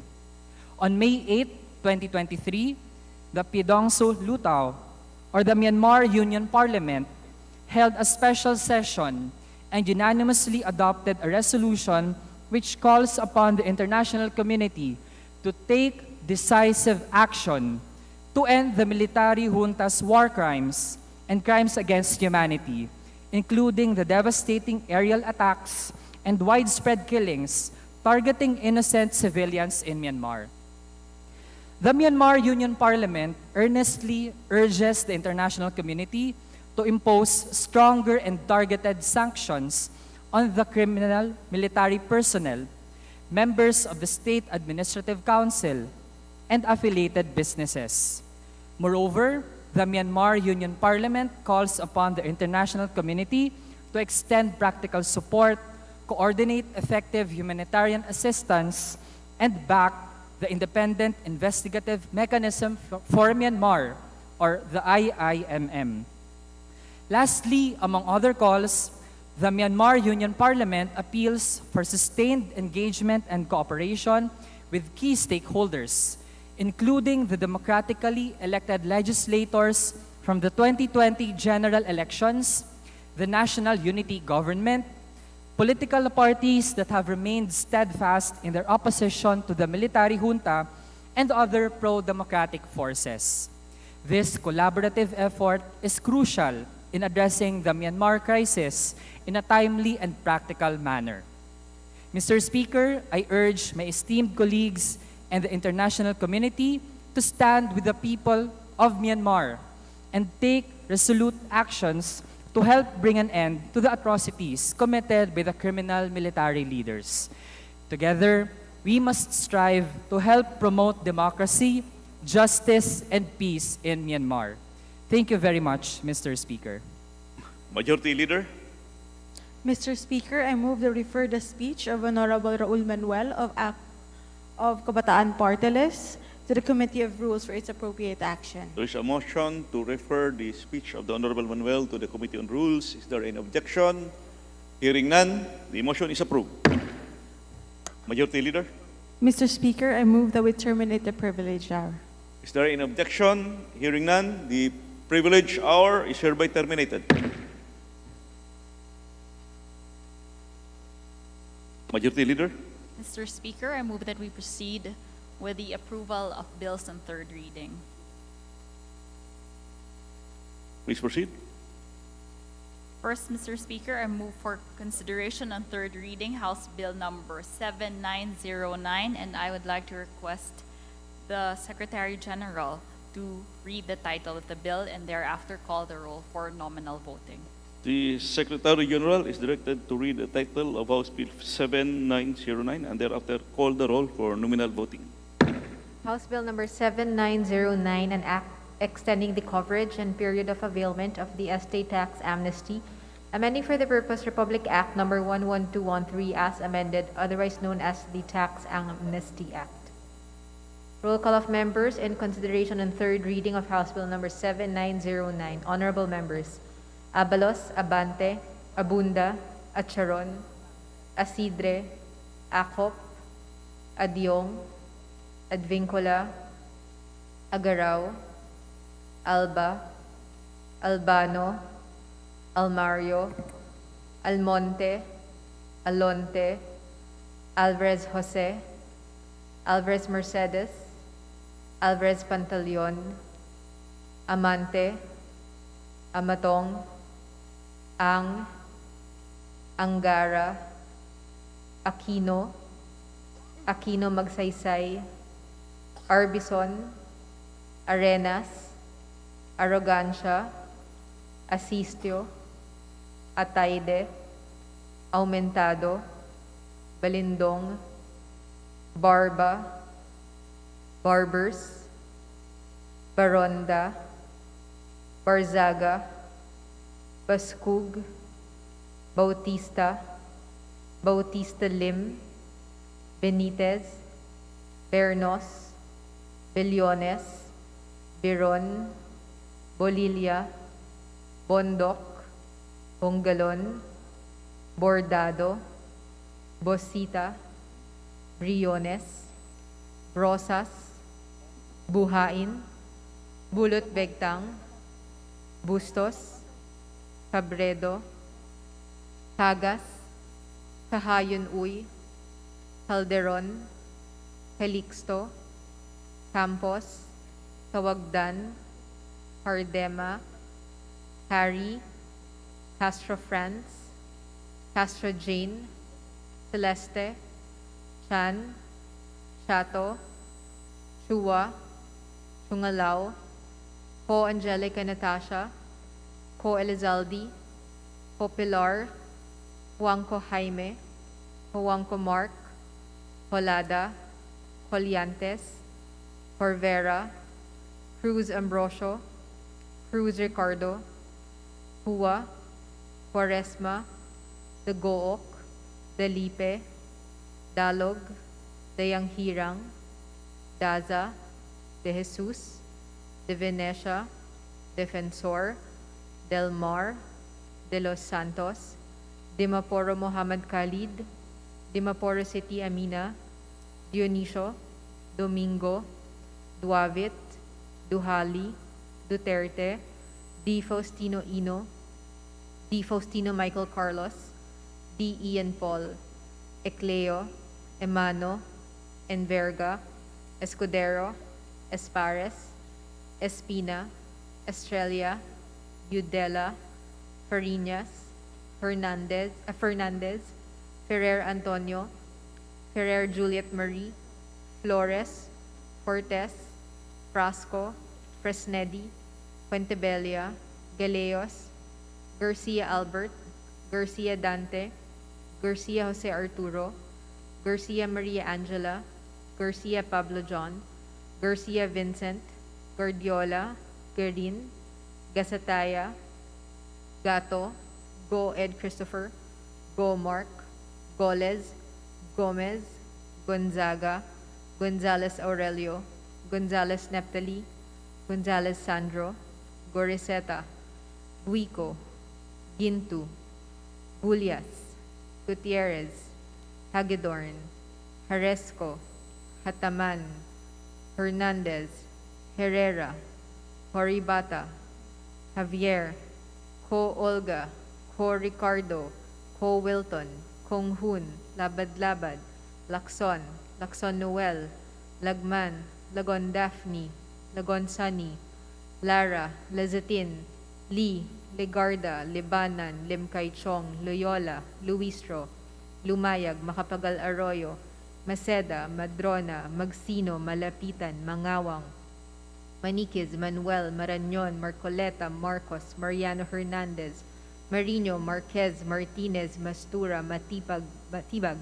Matugas, Mendoza, Mercado, Mercado Revilla, Miguel, Momo, Morden, Nava, Nisay, Noel, Nograles Juan Fidel Felipe, Nograles Margarita, Nolasco, Waminal, Olaso, Olivares, Ongchuan, Ordanes, Ortega, Owano Dizon, Padiernos, Paduano, Paglas, Palma, Panaligan, Pancho, Panotes, Pascual, Peña, Pimentel, Plaza, Plato, Primicia Sagabas, Pumaren, Puno, Kimbo, Rama, Rector, Regencia, Remulla, Revilla Bryan, Revilla Ramon Jolo, Reyes, Rilio, Rivera, Robes, Rodriguez Elogio, Rodriguez Rufus, Roman, Romero, Romualdez Ferdinand Martin, Romualdez Yeda Marie, Romualdo, Romulo, Roque, Sakdalan, Sagarbaria, Sakaluran, Salceda, Sali, Salimbangon, Salo, Salvame, Santos, Saulog, Silverio, Singson Richel, Singson Ronald, Singson Mihan,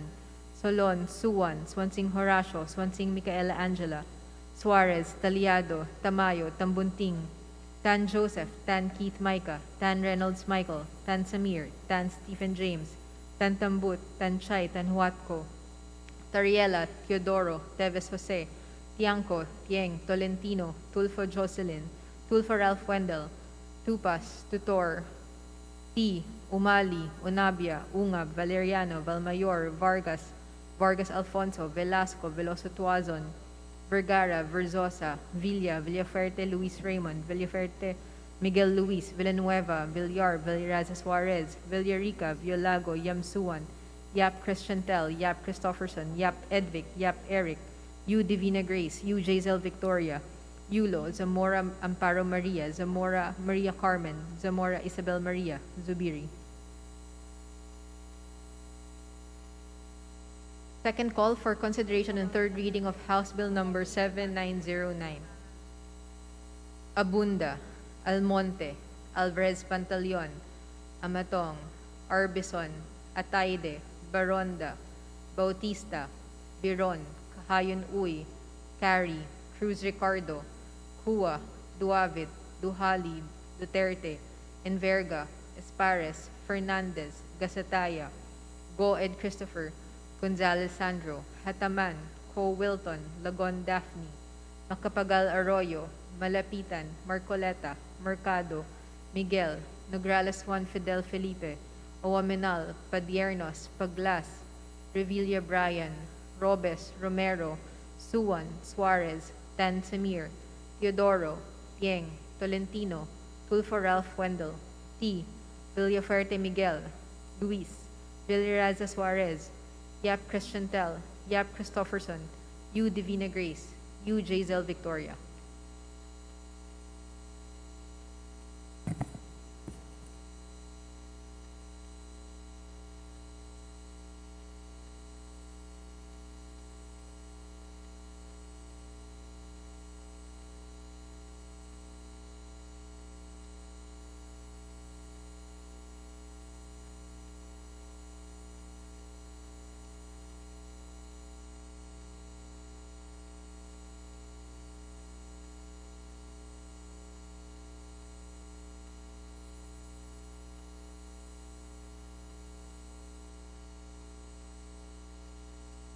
With 259 members voting in the affirmative, 0 in the negative, and 0 abstentions, House Bill number 7909 is hereby approved on third and final reading. Majority Leader.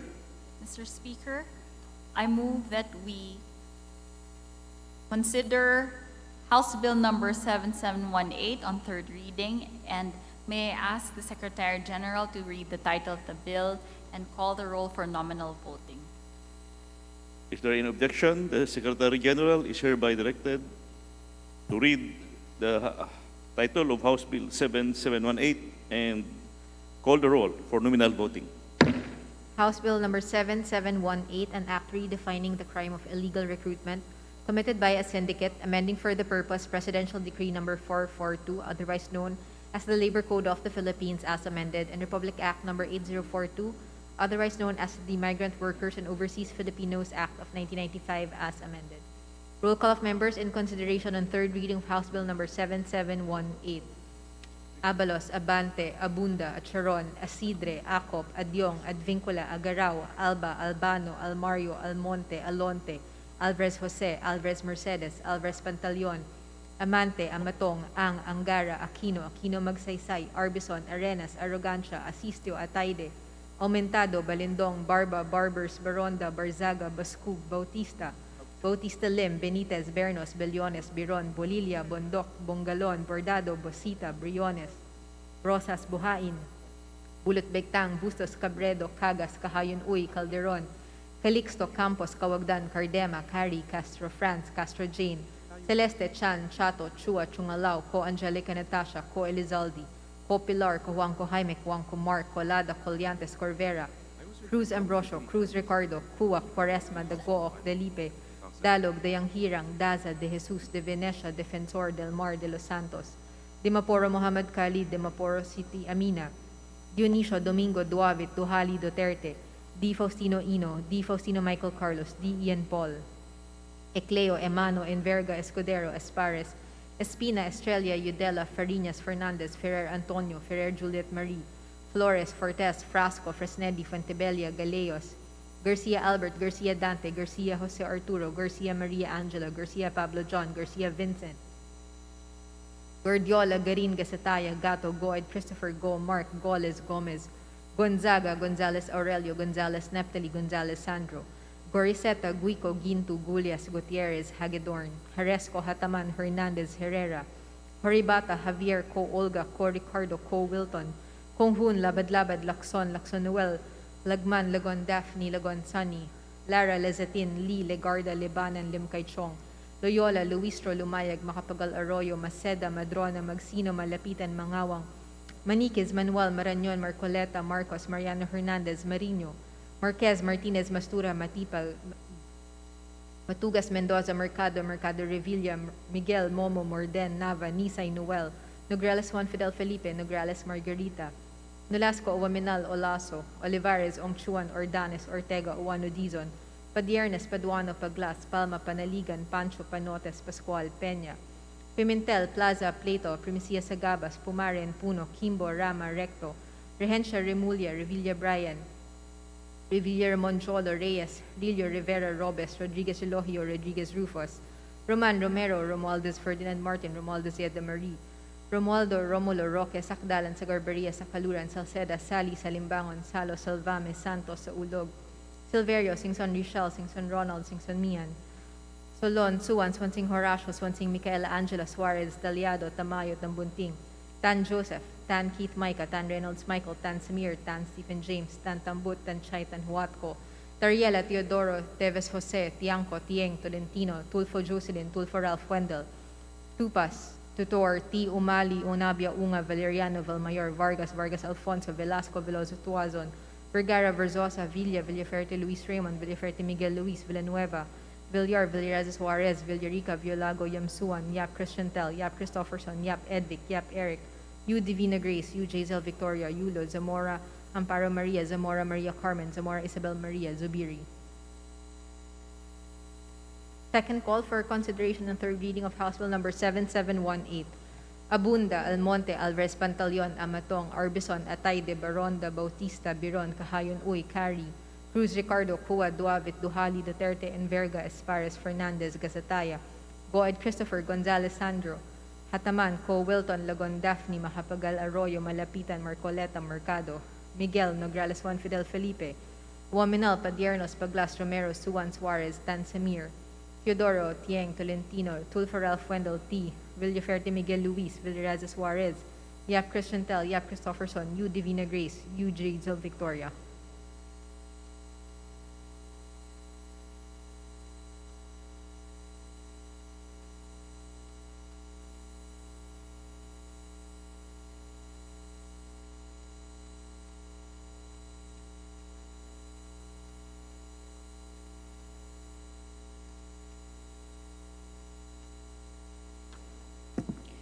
with 260 members voting in the affirmative, 0 in the negative, and 0 abstentions, House Bill number 7718 is hereby approved on third and final reading. Majority Leader. Madam Speaker, I move for consideration House Bill number 7721.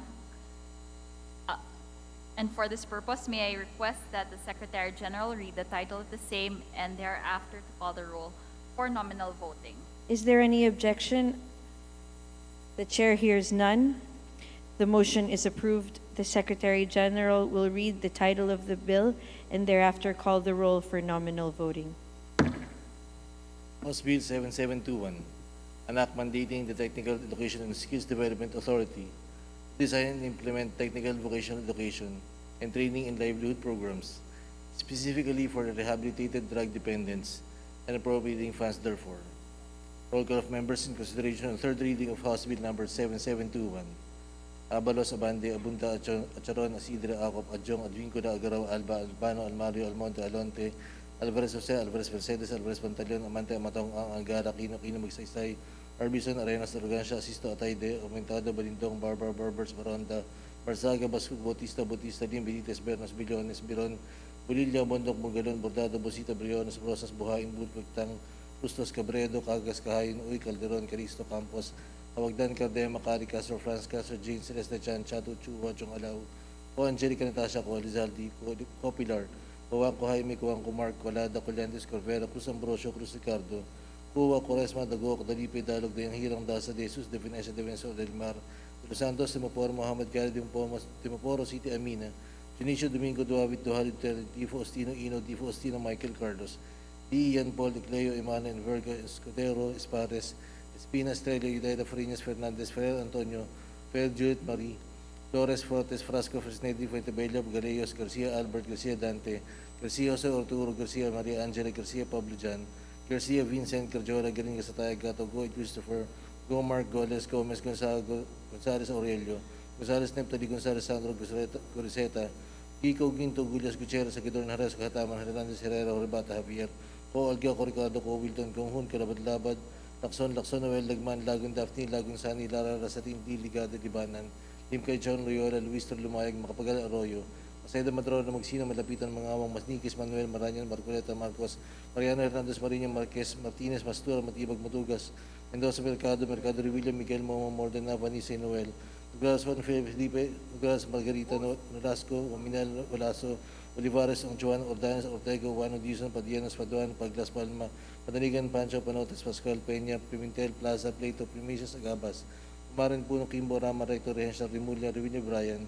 Revilla, Ramon Jolo, Reyes, Rillo, Rivera, Robes, Rodriguez, Eulogio, Rodriguez, Rufus, Romero, Romualdo Ferdinand Martin, Romualdez, Yeda Marie, Romualdo, Romulo, Roque, Sakdaran, Sagarbaria, Sakaluran, Salceda, Sari, Sarambangon, Salo, Salvame, Santos, Saulog, Silverio, Sinson Richel, Sinson Ronald, Sinson Mihan, Solon Suwan, Swansing, Horacio, Swansing, Micaela, Angela, Suarez, Tagliado, Tamayo, Tambunting, Tan Joseph, Tan Keith, Micah, Tan Reynolds, Michael, Tan Samir, Tan Stephen James, Tan Tambu, Tan Chay, Tan Watco, Tariela, Chidoro, Tevez, Chanco, Cheng, Chidoro, Torrentino, Tulfo, Jocelyn, Tulfo, Ralph Endel, Tupas, Tutorti, Umaris, Unabio, Unab, Valeriano, Valmayor, Vargas, Vargas, Alfonso, Velasco, Veloso Tuason, Vergara, Versosa, Villaferte, Luis Raymond, Villaferte, Miguel Luis, Villanueva, Villarasa Suarez, Villarica, Villago, Yap Suwan, Yap Cristiantero, Yap Christopherson, Yap Edvic, Yap Eric, Udivini Grace, UJ Victoria, Yulo, Zamora Amparo Maria, Zamora Maria Carmen, Zamora Isabel Maria, Zubiri. Second call for consideration, third reading of House Bill number 7721. Abunda, Almonte, Alvarez Pantaleon, Amatong, Arbison, Atayde, Baronda, Bautista, Biron, Makahayin, Uy, Cruz Ricardo, Cuba, Duavit, Duhali, Duterte, Vergas, Pares, Fernandez, Quesataya, Goy, Christopher, Gonzales, Sandro, Hataman, Co, Wilton, Lagun, Daphne, Makapagal, Arroyo, Malapitan, Marcoleta, Mercado, Miguel, Margaras, Fidel, Felipe, Ominal, Padiernas, Paglas, Robero, Suwan, Suarez, Tan Samir, Chidoro, Cheng, Torrentino, Tulfo, Ralph Endel, T. Villaferte, Miguel Luis, Villarasa Suarez, Yap Crisantel, Yap Christopherson, Udivini Grace, UG Victoria.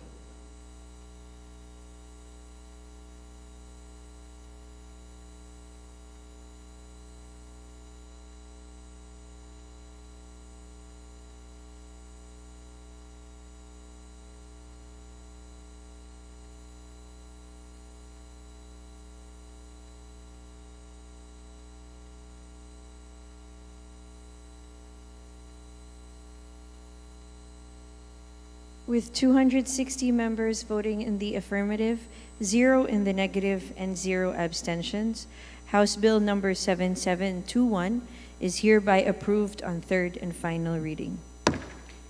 Majority Leader. Madam Speaker, I move to consider on third reading House Bill number 7744, and I request the Secretary General to read the title of the same and call the roll for nominal voting. Is there any objection? The chair hears none. The motion is approved. The Secretary General will read the title of the bill and thereafter call the roll for nominal voting. House Bill 7744, an act enhancing the continuing professional development of Filipino professionals as an integral component of career progression and specialization programs, and appropriating funds therefore, amending for the purpose Republic Act number 10912, otherwise known as the Continuing Professional Development Act of 2016. Roll call of members in consideration third reading of House Bill number 7744. Abalas Abante, Abunta, Charon, Asidra, Acop, Adjong, Advinco, Agaraw, Alba, Albano, Almario, Almonte, Alonte, Alvarez Jose, Alvarez Mercedes, Alvarez Pantaleon, Amante, Amatong, Agara, Quino, Magsaysay, Arbison Arenas, Rogasha, Sisto, Atay, Domentado, Berindong, Barbers, Baranda, Barsaga, Basugo, Bautista Lim, Benitez, Bernos, Billones, Biron, Bonillo, Bondok, Bungalon, Bordado, Bosita, Rionas, Rosas, Buhain, Budut, Wigtang, Bustos, Cabredo, Agas, Kahain, Cadron, Alixto, Campos, Cavagdan, Cardema, Cari, Castro, France, Casa, James, Reza, Chan, Chato, Chua, Chungalaw, Ko Angelica, Natasha, Ko Elizalde, Ko Pilar, Ko Juan, Ko Jaime, Ko Juan, Ko Mark, Colado, Colyantes, Corvera, Cruz, Ambrosio, Cruz, Ricardo, Cuba, Quaresma, Dago, Cadaribe, Dalog, Dayang Hirang, Dasa, De Jesus, De Venecia, Defensor, Del Mar, De Los Santos, De Maporo, Mohamed Kaya, De Maporo City, Amina, Junicio, Domingo, Duavid, Duhali, Duterte, Difo Ostino, Ino, Difo Ostino, Michael Carlos, T. Ian, Policleo, Emmanuel Verga, Escuderos, Pares, Espinas, Teres, Udela, Farinas, Fernandez, Ferrer, Antonio, Fred, Judith, Marie, Flores, Fortes, Frasco, Fresnedi, Ventebella, Galeos, Garcia, Albert Garcia, Dante Garcia, Rosaroturo, Garcia, Maria Angela, Garcia, Pablo, John Garcia, Vincent, Nicorjola, Garinga, Satay, Gato, Go, Christopher Gomark, Gores, Gomez, Gonzago, Gonzales, Aurelio, Gonzales, Templari, Gonzales, Sandro, Cruzeta, Gico, Guinto, Gullias, Gutierrez, Hagidorn, Horesco, Hatama, Hernandez, Herrera, Rubata, Javier, Co, Olga, Araco, Ricardo, Co, Wilton, Cohun, Labad-Labad, Lacson, Noel, Lagman, Lagun, Daphne, Lagun, Sani, Lara, Lasin, D, Ricardo, Liban, Lim, Pachulo, Reola, Luis Tor Lumayag, Makapagala, Arroyo, Maceda, Madrona, Magsina, Malapitan, Mangawang, Maniquis, Manuel, Maranyon, Marcoleta, Marcos, Mariano, Hernandez, Marino, Marquez, Martinez, Mastura, Matibag, Matugas, Mendoza, Mercado, Revilla, Miguel, Momo, Morden, Avanis, Noel, Nograras, Juan Fidel, Felipe, Nograras, Margarita, Norasco, Ominal, Horacio Olivares, Onchuan, Ordanes, Ortega, Urbano, Dizon, Padianos, Faduana, Paglas, Palma, Panaligan, Pancho, Panotes, Pascual, Peña, Pimentel, Plaza, Pleno, Pleito, Permisos, Gabas, Pamarin, Puno, Kimbora, Maray, Torresha, Remulla, Revilla Brian, Revilla Ramon Jolo, Reyes, Rillo, Rivero, Robes, Rodriguez, Eulogio, Rodriguez, Rufus, Roman, Romero,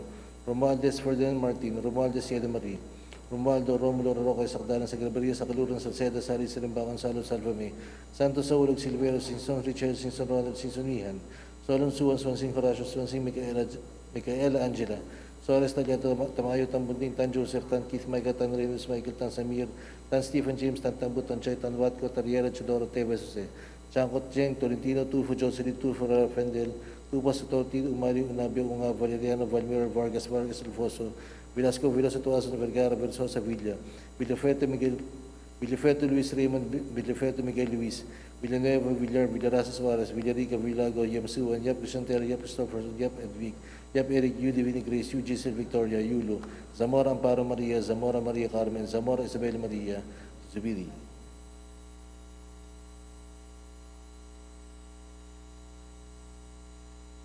Second call for consideration, third reading of House Bill number 7744. Abunda, Almonte, Alvaras, Pantaleon, Amatong, Arbison, Octay de Barondo, Bautista, Biron, Kahayin, Uykari, Cruz, Ricardo, Cuba, Duavid, Duhali, Duterte, Verga, Espares, Fernandez, Gasataya, Go Ed Christopher, Gonzales, Sandro, Hataman, Co Wilton, Lagun Daphne, Makapagala Arroyo, Malapitan, Margoleta, Mercado, Miguel, Nagras, Felipe, Huaminal, Matiernas, Paglas, Romero, Suwan, Suarez, Tansemiet, Chidoro, Cheng, Tolentino, Tulfura, Alfrendel, T. Villafeto, Miguel Luis, Villarasa, Suarez, Yap Crisantero, Yap Christopherson, Yu Divine Grace, Yu Giselle Victoria.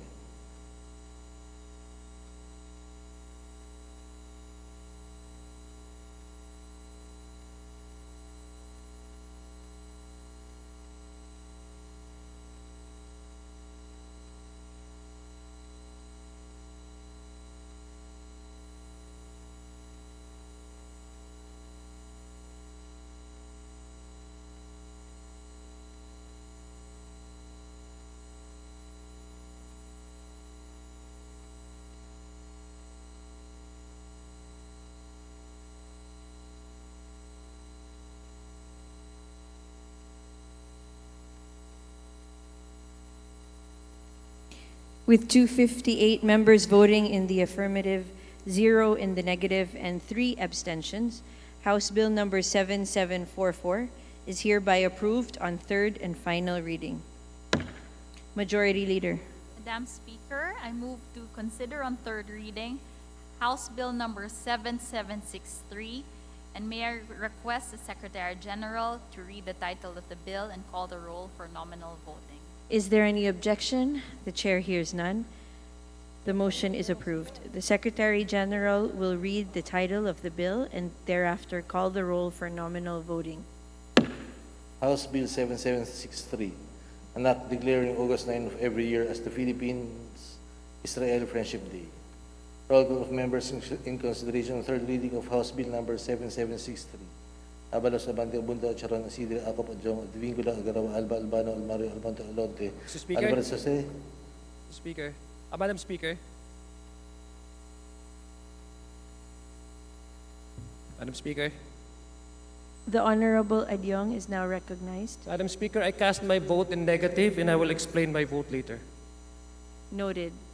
Majority Leader. Secretary General will continue. Advingula, Agarawa, Alba, Albano, Almario, Almonte, Alonte, Alvarez, Jose, Alvarez, Mercedes, Alvarez, Pantaleon, Amante, Amatong, Ang Angara, Kino Magsaysay, Arbison, Arenas, Arrogancia, Asisto, Atayde, Mentado, Balindong, Barba, Barbas. Madam Speaker, my vote is no, and I would like to explain my vote later. The Honorable Balindog. Noted. Secretary General. Barba, Barbers, Baronda, Barzaga, Bascu, Bautista, Bautista Lim, Benitez, Bernas, Billones, Biron, Bolilla, Bondok, Bungalon, Bordado, Bosita, Briones, Brosas, Buhain, Burut, Wigtam, Tustos, Cabredo, Cagas, Kahain, Uy, Calderon, Calixto, Campos, Cavagdan, Cardema, Cari, Castro France, Castro Jane, Celeste Chan, Chato, Chua, Chungalaw, Ko Angelica Natasha, Ko Elizalde, Ko Pilar, Ko Juan, Ko Jaime, Ko Juan, Ko Mark, Colada, Collantes, Corvera, Cruz Ambrosio, Cruz Ricardo, Cuba, Cores, Matago, Dalibe, Dalog, Yang Hirang Daza de Jesus de Venecia, Defensor del Mar de los Santos, Dimaporo Muhammad Khalid, Dimaporo City Amina, Dionisio Domingo Duavit Duhari Duterte, Tifo Ostino Ino, Tifo Ostino Michael Carlos, D. Ian Paul, Ecleo Emmanuel Verga Escudero Aspares, Espina Estrella Yudela Fariñas Fernandez, Ferrer Antonio, Ferrer Judith Marie, Flores Fortes, Frasco Fresnedi Fuentebella Galeos, Garcia Albert, Garcia Dante, Garcia Jose Oturo, Garcia Maria Angela, Garcia Pablo John, Garcia Vincent, Garjola, Garin, Gasnaya, Gato, Goy Christopher, Gomar, Godes, Gomez, Gonzales Aurelio, Gonzales Neptali, Gonzales Sandro, Groseta, Gico, Ginto, Gullias, Gutierrez, Sagidorn, Haresco, Hataman, Hernandez, Herrera, Horibata, Javier, Po Olga, Co Ricardo, Co Wilton, Gonghun, Labad-Labad, Lacson, Noel, Lagman, Lagun Daphne, Lagun Sani, Lara, Lasitin, Lee, Ligada, Libanan, Lim Kay Chong, Loyola, Luis Lumayag, Kapagal Arroyo, Maceda, Madrona, Magsino, Malapitan, Mga Awang Maniquis, Manuel, Maranyon, Margoleta, Marcos, Mariano Hernandez, Marino, Marquez, Martinez, Mastura, Matibag, Matugas, Mendoza, Mercado, Revilla, Miguel Momo, Morden, Vanessa, Noel, Nograles Juan Fidel Felipe, Nograles Margarita, Nolasco, Guaminal, Olaso, Olivares, Onchuan, Ordanes, Ortega, Juano Dizon, Padiernos, Paduano, Pagdas, Palma, Panaligan, Pancho, Panotes, Pascual, Peña, Pimentel, Plaza, Pleito, Primicios Agabas, Pamarin Puno, Kimbo, Rama, Recto, Regia, Remulla, Revilla Brian, Revilla Ramon Jolo, Reyes, Rillo, Rivera Robes,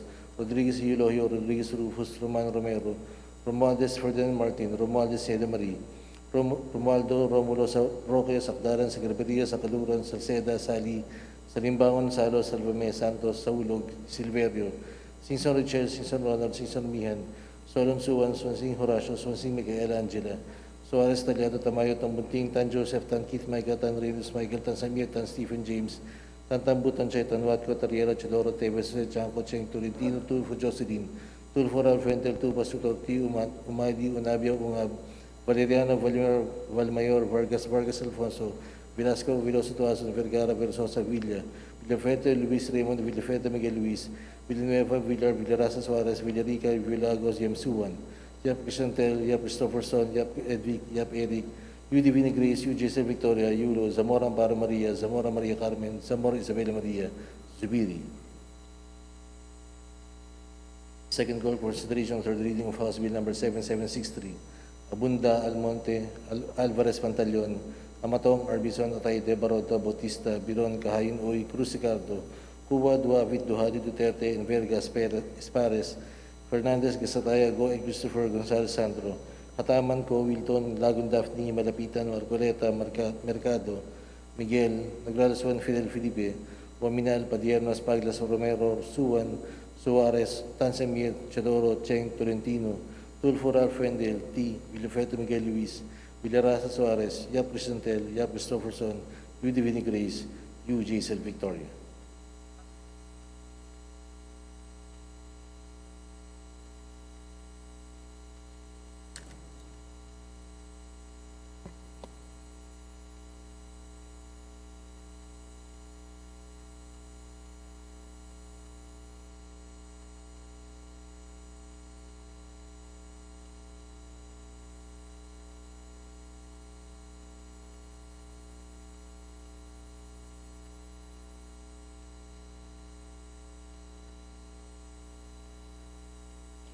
With 256 members voting in the affirmative, 2 in the negative, and 4 abstentions, House Bill number 7763 is hereby approved on third and final reading. To explain, Majority Leader. Madam Speaker, I move that we allow the Honorable Alonto Adyong to explain his vote. The Honorable Alonto Adyong is now recognized. Madam Speaker, I rise today to register my negative vote regarding House Bill 7763, or an act declaring August 9 of every year as the Philippine-Israeli Friendship Day. Madam Speaker, I'm quite sure that such a proposal comes from noble and pure intentions. And it is in fact admirable, Madam Speaker, to foster friendship between and among nations, especially countries situated in the Middle East, with whom we have in existing strategic alliances. Madam Speaker, it is no secret that the situation in Israel and Palestine has been marked by decades of conflict and suffering, something that the Filipino Muslims and the Bangsamoro people in general empathize. The recent escalation of violence in Gaza, which claimed the lives of hundreds of civilians, is a stark reminder of the need for a lasting and peaceful resolution to this long-standing conflict. Madam Speaker, this conflict has gone on for almost 5 decades or more. Madam Speaker, it is not a domestic issue limited only between Palestine and Israel, but as history will attest, it is an international security issue. Madam Speaker, we must be mindful of the sentiments of the Filipino Muslims. And as a Filipino Muslim who also live and adhere to the principle of genuine autonomy and the right to self-determination, I sympathize with the Palestinians, Palestinian Christians, Palestinian Muslims, and Palestinian Jews, who every day suffer from this conflict. The Palestinians have been forced to leave their homes and live their lives they have grown into behind, so that the ongoing active resettlement program of the Israeli government can occupy their properties and livelihood, which negatively affect the everyday lives of these marginalized Palestinian communities. This is not only, Mr. Speaker, this is only one situation out of many challenges that our Palestinian brothers and sisters continuously go through. So my position here, Madam Speaker, does not only emanate from a shared sense of culture and religion, but with parallel historical context in view, Madam Speaker, of the fight of the Bangsamoro Muslims, Filipino Muslims, to attain genuine autonomy under the pretext of the right to self-determination. Madam Speaker, maybe it's time that we should explore also the establishment of a similar friendship, cooperation with Palestine, as history will attest that the Philippine government has always been a supporter of the two-state solution in the Middle East. Madam Speaker, we must also be mindful of the role that we play as individuals and as a society in promoting peace and justice. We have a responsibility to speak out against oppression and violence whenever it may occur, and to work towards a world that is free from conflict and injustice. Thank you, Madam Speaker. Again, I reiterate, I casted my vote in a negative forms, Madam Speaker. Thank you. Majority Leader. Madam Speaker, I move to recognize the Honorable Balindong and that he be allowed to explain his vote. The Honorable Balindong is now recognized. Thank you, Madam Speaker. Madam Speaker, I vote no to House Bill number 7763. There is a saying, tell me who your friends are, and I will tell you who you are. This old Spanish proverb suggests that like minds stick together. If I know who your friends are, then I know what your character is. By declaring our friendship to Israel, we have proof of the atrocities against humanity it has committed and will continue to commit in the future. According to Amnesty International, Israel's continuing oppressive and discriminatory system of governing Palestinians in Israel and the occupied Palestinian territories constituted a system of apartheid, which is a crime under international law. Israel forces launched a 3-day offensive on the occupied Gaza Strip in August last year, during which they committed apparent war crimes. This compounded the impact of a 15-year ongoing Israeli blockade that amounts to illegal collective punishment and further fragments Palestinian territory. Israel escalated its crackdown on Palestinians' freedom of association. It also imposed arbitrary restrictions on freedom of movement and closures that amount to collective punishment, mainly in the northern West Bank. Last year, I saw a rise in the number of Palestinians unlawfully killed and seriously injured by Israeli forces during raids in the West Bank. Administrative detentions of Palestinians hit a 14-year high, and torture and other ill treatment continued. Israeli forces demolished Al-Araqib village in the Negev for the 211th time. A further 35 Palestinian Bedouin towns in Israel were still denied formal recognition, and residents faced possible forcible transfer. Authorities failed to process asylum claims for thousands of asylum seekers and imposed restrictions on the right to work. More than 500,000 Israelis live in more than 200 settlements built on Palestinian land considered illegal under international law. The settlement expansion threatens the viability of the future Palestinian state as part of the two-state solution. Madam Speaker, we will continue to be friends with any nation for as long as we shared with them our interest in upholding justice and equality. Thank you, Madam Speaker. Majority Leader. Madam Speaker, I move for the consideration on third reading of House Bill numbers 7755 and 7756, which are local bills in relation to the establishment of Technical Education and Skills Development Authority training centers, copies of which were distributed to the members pursuant to the rules. For this purpose, may I request that the Secretary General be directed to read the titles of the bills and thereafter to call the roll for nominal voting. Is there any objection? The Chair hears none. The motion is approved. The Secretary General will read the title of the bills and thereafter call the roll for nominal voting. House Bill number 7755, an act establishing in the city of Antipolo, province of Rizal, a technical education and skills development authority training and assessment center to be known as the Antipolo City Technical Education and Skills Development Authority Training and Assessment Center, and appropriating funds therefor.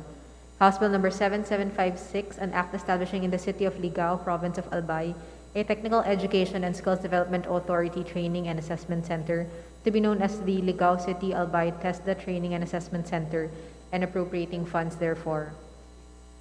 Roll call of members in consideration and third reading of House Bill number 7755 and 7756.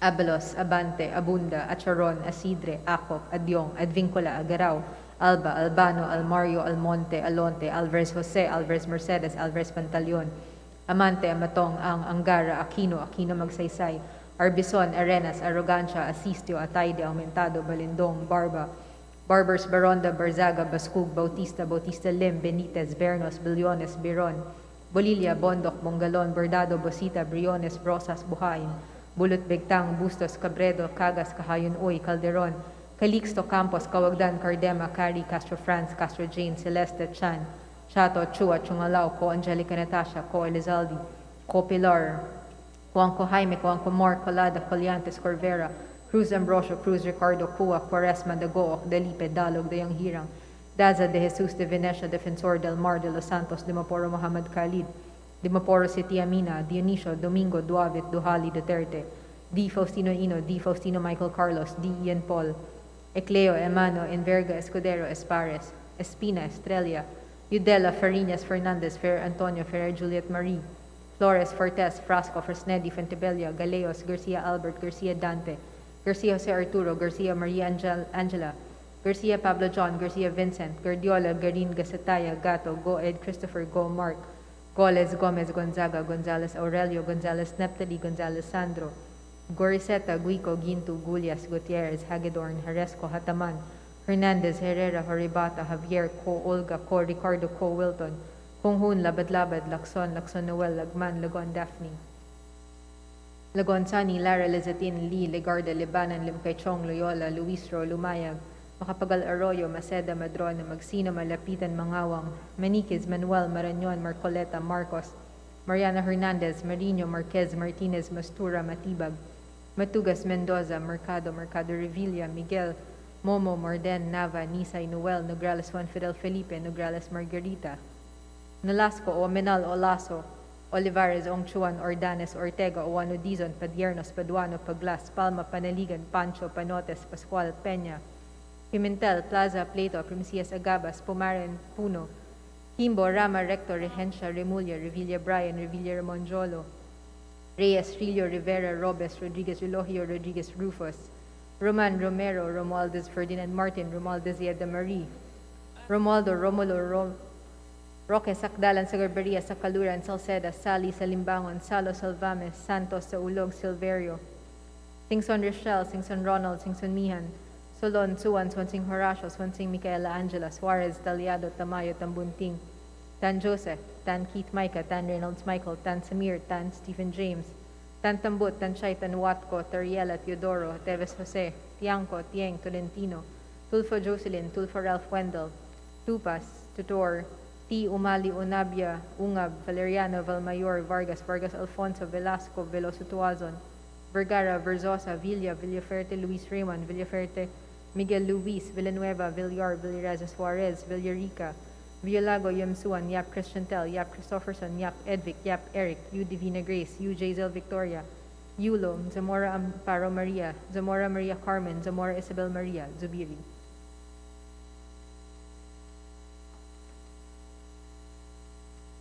Second call for consideration and third reading of House Bill numbers 7755 and 7756.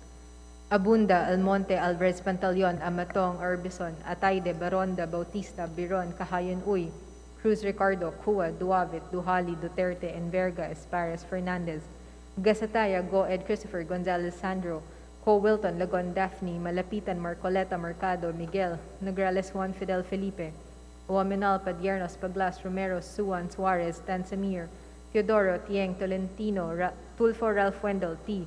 Villaferte Miguel Luis, Villaraza Suarez, Yap Christiantel, Yap Christopherson, U. Divina Grace, U. Jazel Victoria.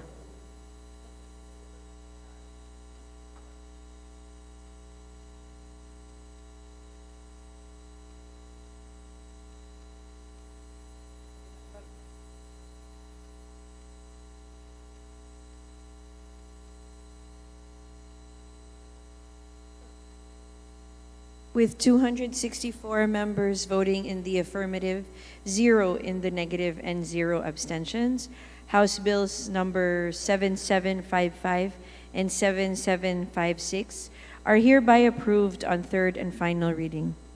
Majority Leader.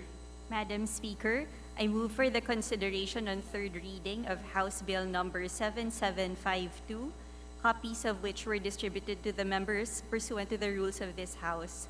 For this purpose, may I request that the Secretary General be directed to read the title of the bill and thereafter to call the roll for nominal voting. Is there any objection? The Chair hears none. The motion is approved. The Secretary General will read the title of the bills and thereafter call the roll for nominal voting. House Bill 7752, an act creating the Metropolitan Bataan Development Authority, defining its powers and functions, and providing funds therefore. Roll call of members in consideration of third reading of House Bill number 7752.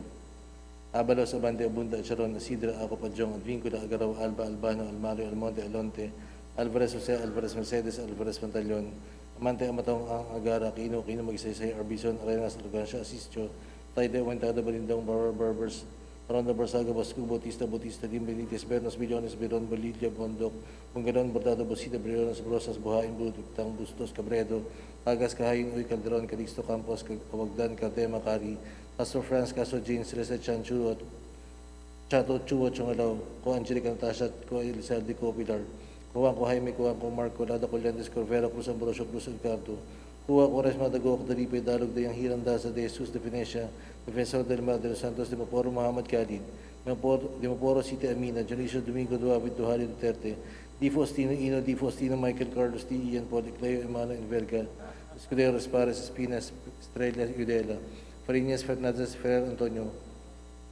Ferrer Juliet Marie Flores, Fortes Frasco, Fesnedi, Fuendebela, Garellos, Garcia, Albert Garcia, Dante Garcia, Jose Arturo Garcia, Maria Angela, Garcia, Pablo John Garcia, Vincent Garjola, Garin Gastaya Gato, Goy Christopher Gomar, Godes Gomez, Gonzaga, Gonzales Aurelio, Gonzales Neptali, Gonzales Sandro, Groseta, Gico, Guntu, Julius Gutierrez, Sagidron Haresco, Hataman Hernandez, Herrera, Herbata, Javier, Co, Olga, Co, Ricardo, Cowilton, Rohun, Labad, Lakson, Noel, Lagman, Lagun, Daphne, Lagun Sani, Lara, Lasatin, Di, Ligarda, Libanan, Dim Kaichong, Loyola, Luis Tor Lumayag, Kapagal Arroyo, Maseda, Madrona, Magsina, Malapitan, Mangawang Manikis, Manuel, Maranyon, Marcoleta, Marcos, Mariano Hernandez, Marino, Marquez, Martinez, Mastura, Matibag, Matugas, Mendoza, Mercado Revilla, Miguel Momo, Morden, Vanisa, Novelo, Noglares, Juan Felipe, Noglares, Margarita, Nolasco, Ominero, Olaso, Olivares, Onchuan, Ordenas, Ortega, Juan Dizon, Padiernas, Paduano, Pagdas, Palma, Panaligan, Pancho, Panotes, Pascual, Peña, Pimentel,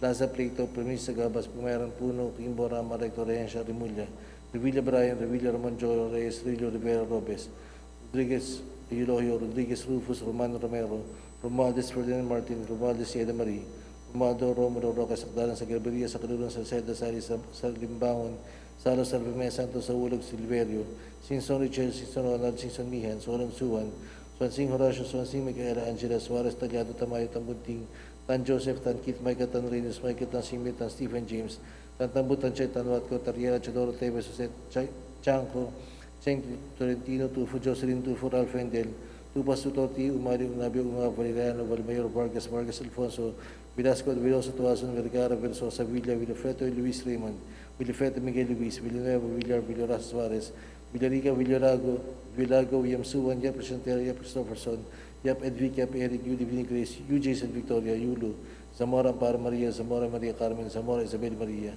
Zubiri. Second call for consideration for the reading of House Bill number 7752. Abunda, Almonte, Alvarez Pantaleon, Amatong Arbison, Atayde, Baronda, Bautista, Biron, Cruz Ricardo, Cuba, Duavit, Duhali, Duterte, Enverga, Espares, Fernandez, Casatayago, y Christopher Gonzalez Sandro, Wilton, Dagon Daphne, Marapitan, Margoleta, Mercado, Miguel, Grales, Juan Fidel Felipe, Guaminal, Padilla, Spaglas, Romero, Suban Suarez, Tansimir, Teodoro, Cheng Tolentino, Tulfo Fuendel T, Wilfredo Miguel Luis, Villarasa Suarez, Yapri Chantel, Yapri Christopherson, UDV Grace, UG, Sir Victoria.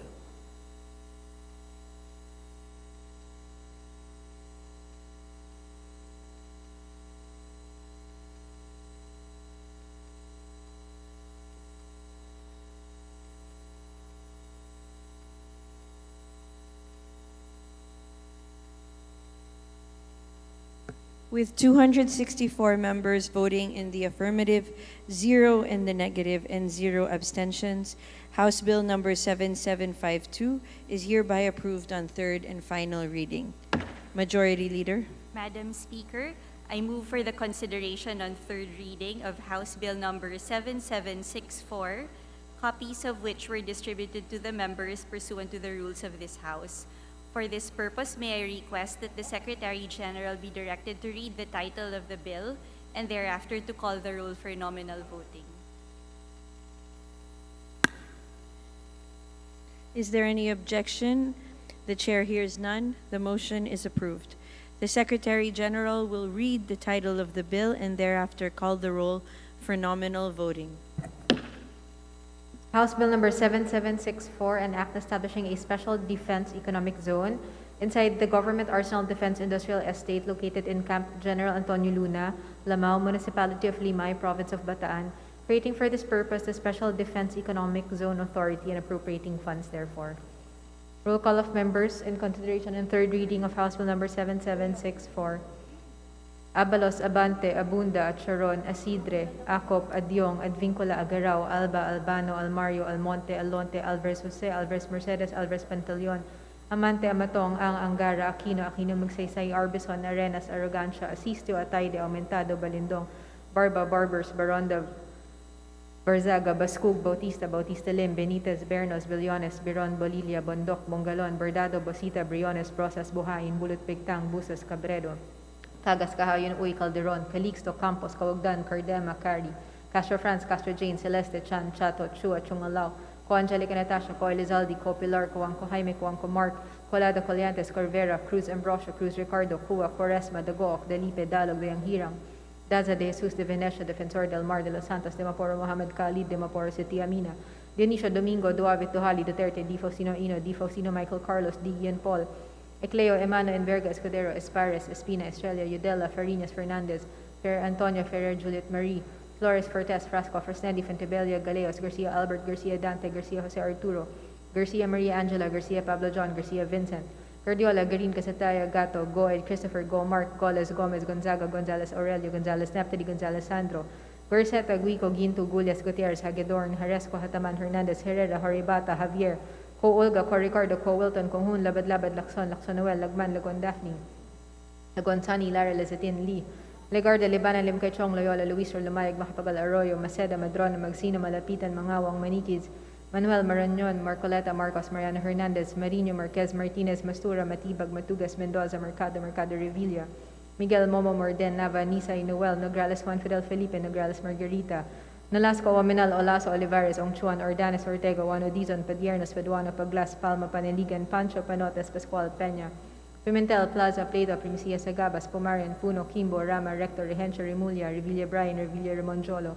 Reyes, Rillo, Rivera, Robes, Rodriguez, Elohio, Rodriguez, Rufus, Roman, Romero, Romualdez, Ferdinand Martin, Romualdez, Riada Marie, Romualdo, Romulo, Roque, Sacdalan, Sagarberia, Sacaluran, Salceda, Sally, Salimbangon, Salo, Salvame, Santos, Saulog, Silverio, Singson Rochelle, Singson Ronald, Singson Mihan, Solon, Suwan, Swansing Horacia, Swansing Michaela Angela, Suarez, Taliado, Tamayo, Tambunting, Tan Joseph, Tan Keith, Micah, Tan Reynolds, Michael, Tan Samir, Tan Stephen James, Tan Tambo, Tan Chay, Tan Watco, Teriela, Teodoro, Teves Jose, Tiangco, Tiang, Tolentino, Tulfo Jocelyn, Tulfo Ralph Wendell, Tupaz, Chutor, T, Umali, Unabia, Unga, Valeriano, Valmayor, Vargas, Vargas Alfonso, Velasco, Veloso Tuazon, Vergara, Verzosa, Villa, Villaferte Luis Raymond, Villaferte Miguel Luis, Villanueva, Villar, Villaraza Suarez, Villarica, Villago, Yamsuan, Yap Christiantel, Yap Christopherson, Yap Edvic, Yap Eric, U Divina Grace, U Giselle Victoria, Yulo Zamora, Amparo Maria, Zamora Maria Carmen, Zamora Isabel Maria Zubiri.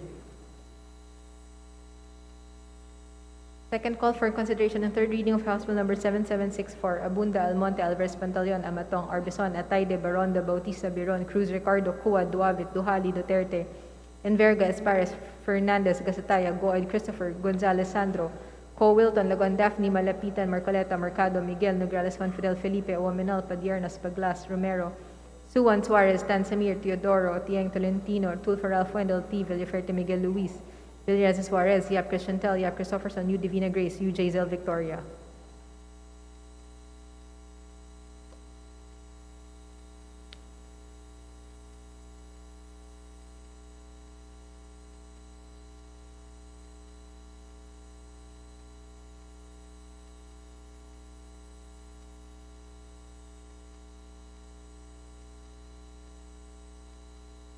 With 262 members voting in the affirmative, 3 in the negative, and 0 abstentions, House Bill number 7764 is hereby approved on third and final reading.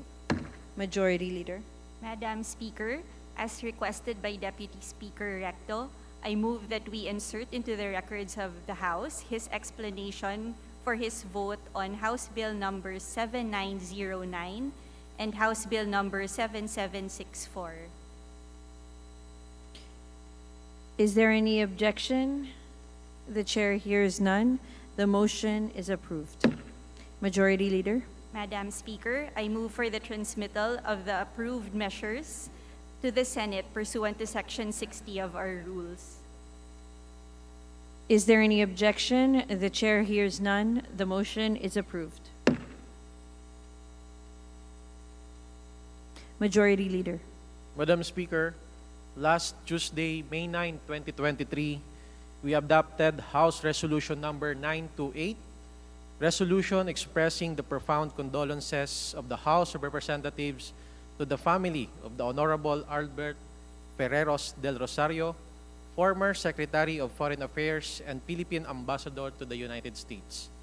I move for the consolidation of a similar measure, namely House Resolution number 960 with House Resolution number 928.